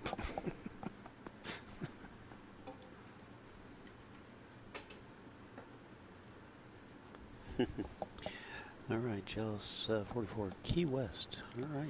I was just down there a few weeks ago. Look at this shot. He underrolled it. Wow. I hear there's a couple cool pool rooms down So there. there's a Key pool West. room. Right. What is the street? I forget what street it's off of. But I went into it. I played a couple racks while we were down there. I was me and my wife, and we're down there for our 20th wedding anniversary this year, beginning of June, right when that tropical storm came through Florida. And it's the first time we've ever spent any time in the Keys, and it's beautiful down there. It's so much fun. The food down there is amazing. Oh my gosh. I was talking to a guy. He's a retired from the military. He's a helicopter pilot. He works for the sheriff's department down there, flying their helicopters. And there's a guy who's extremely well off down there that has an amazing billiard room in his house, and he's very, very stingent about who he invites over. But it's supposed to be like a beautiful facility. Yeah, it's like its own little castle. Okay. But anyway, yeah. Shooters on Flagler, he says. Yep, The pool that's room, it. Yep, that was it. Yeah, I know there's one up kind of in the middle of the Keys. In Marathon. Marathon. I believe it was Marathon. There's a few. I remember going into one. I haven't been in the Keys in 20 years, but I remember stopping in a few. So yeah, I might get back down there one of these days. beautiful down there. So what do you do here? Do you roll up and just duck on the side? I do. Or do you? Yeah, it's a smart shot. If you get to the rail. I don't know. Man, that's so close. It must have.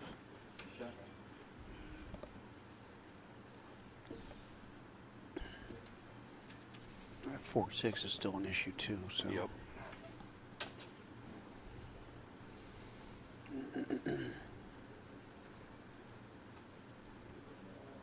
Yeah, it's crazy. My first time to the Keys was I've lived in Florida since I was 8 years old. My first time to the Keys was last year. I remember you telling me you were riding your motorcycle down there, you and your wife, right? We were supposed to, but when we saw that storm coming through, I didn't. We ended up not taking it because I would have probably. I mean, it'd have been a dangerous ride home. Yeah, that was a beautiful shot there by Steve. That was a great shot. So, yeah, that 4-6 lines up, which it doesn't look like it.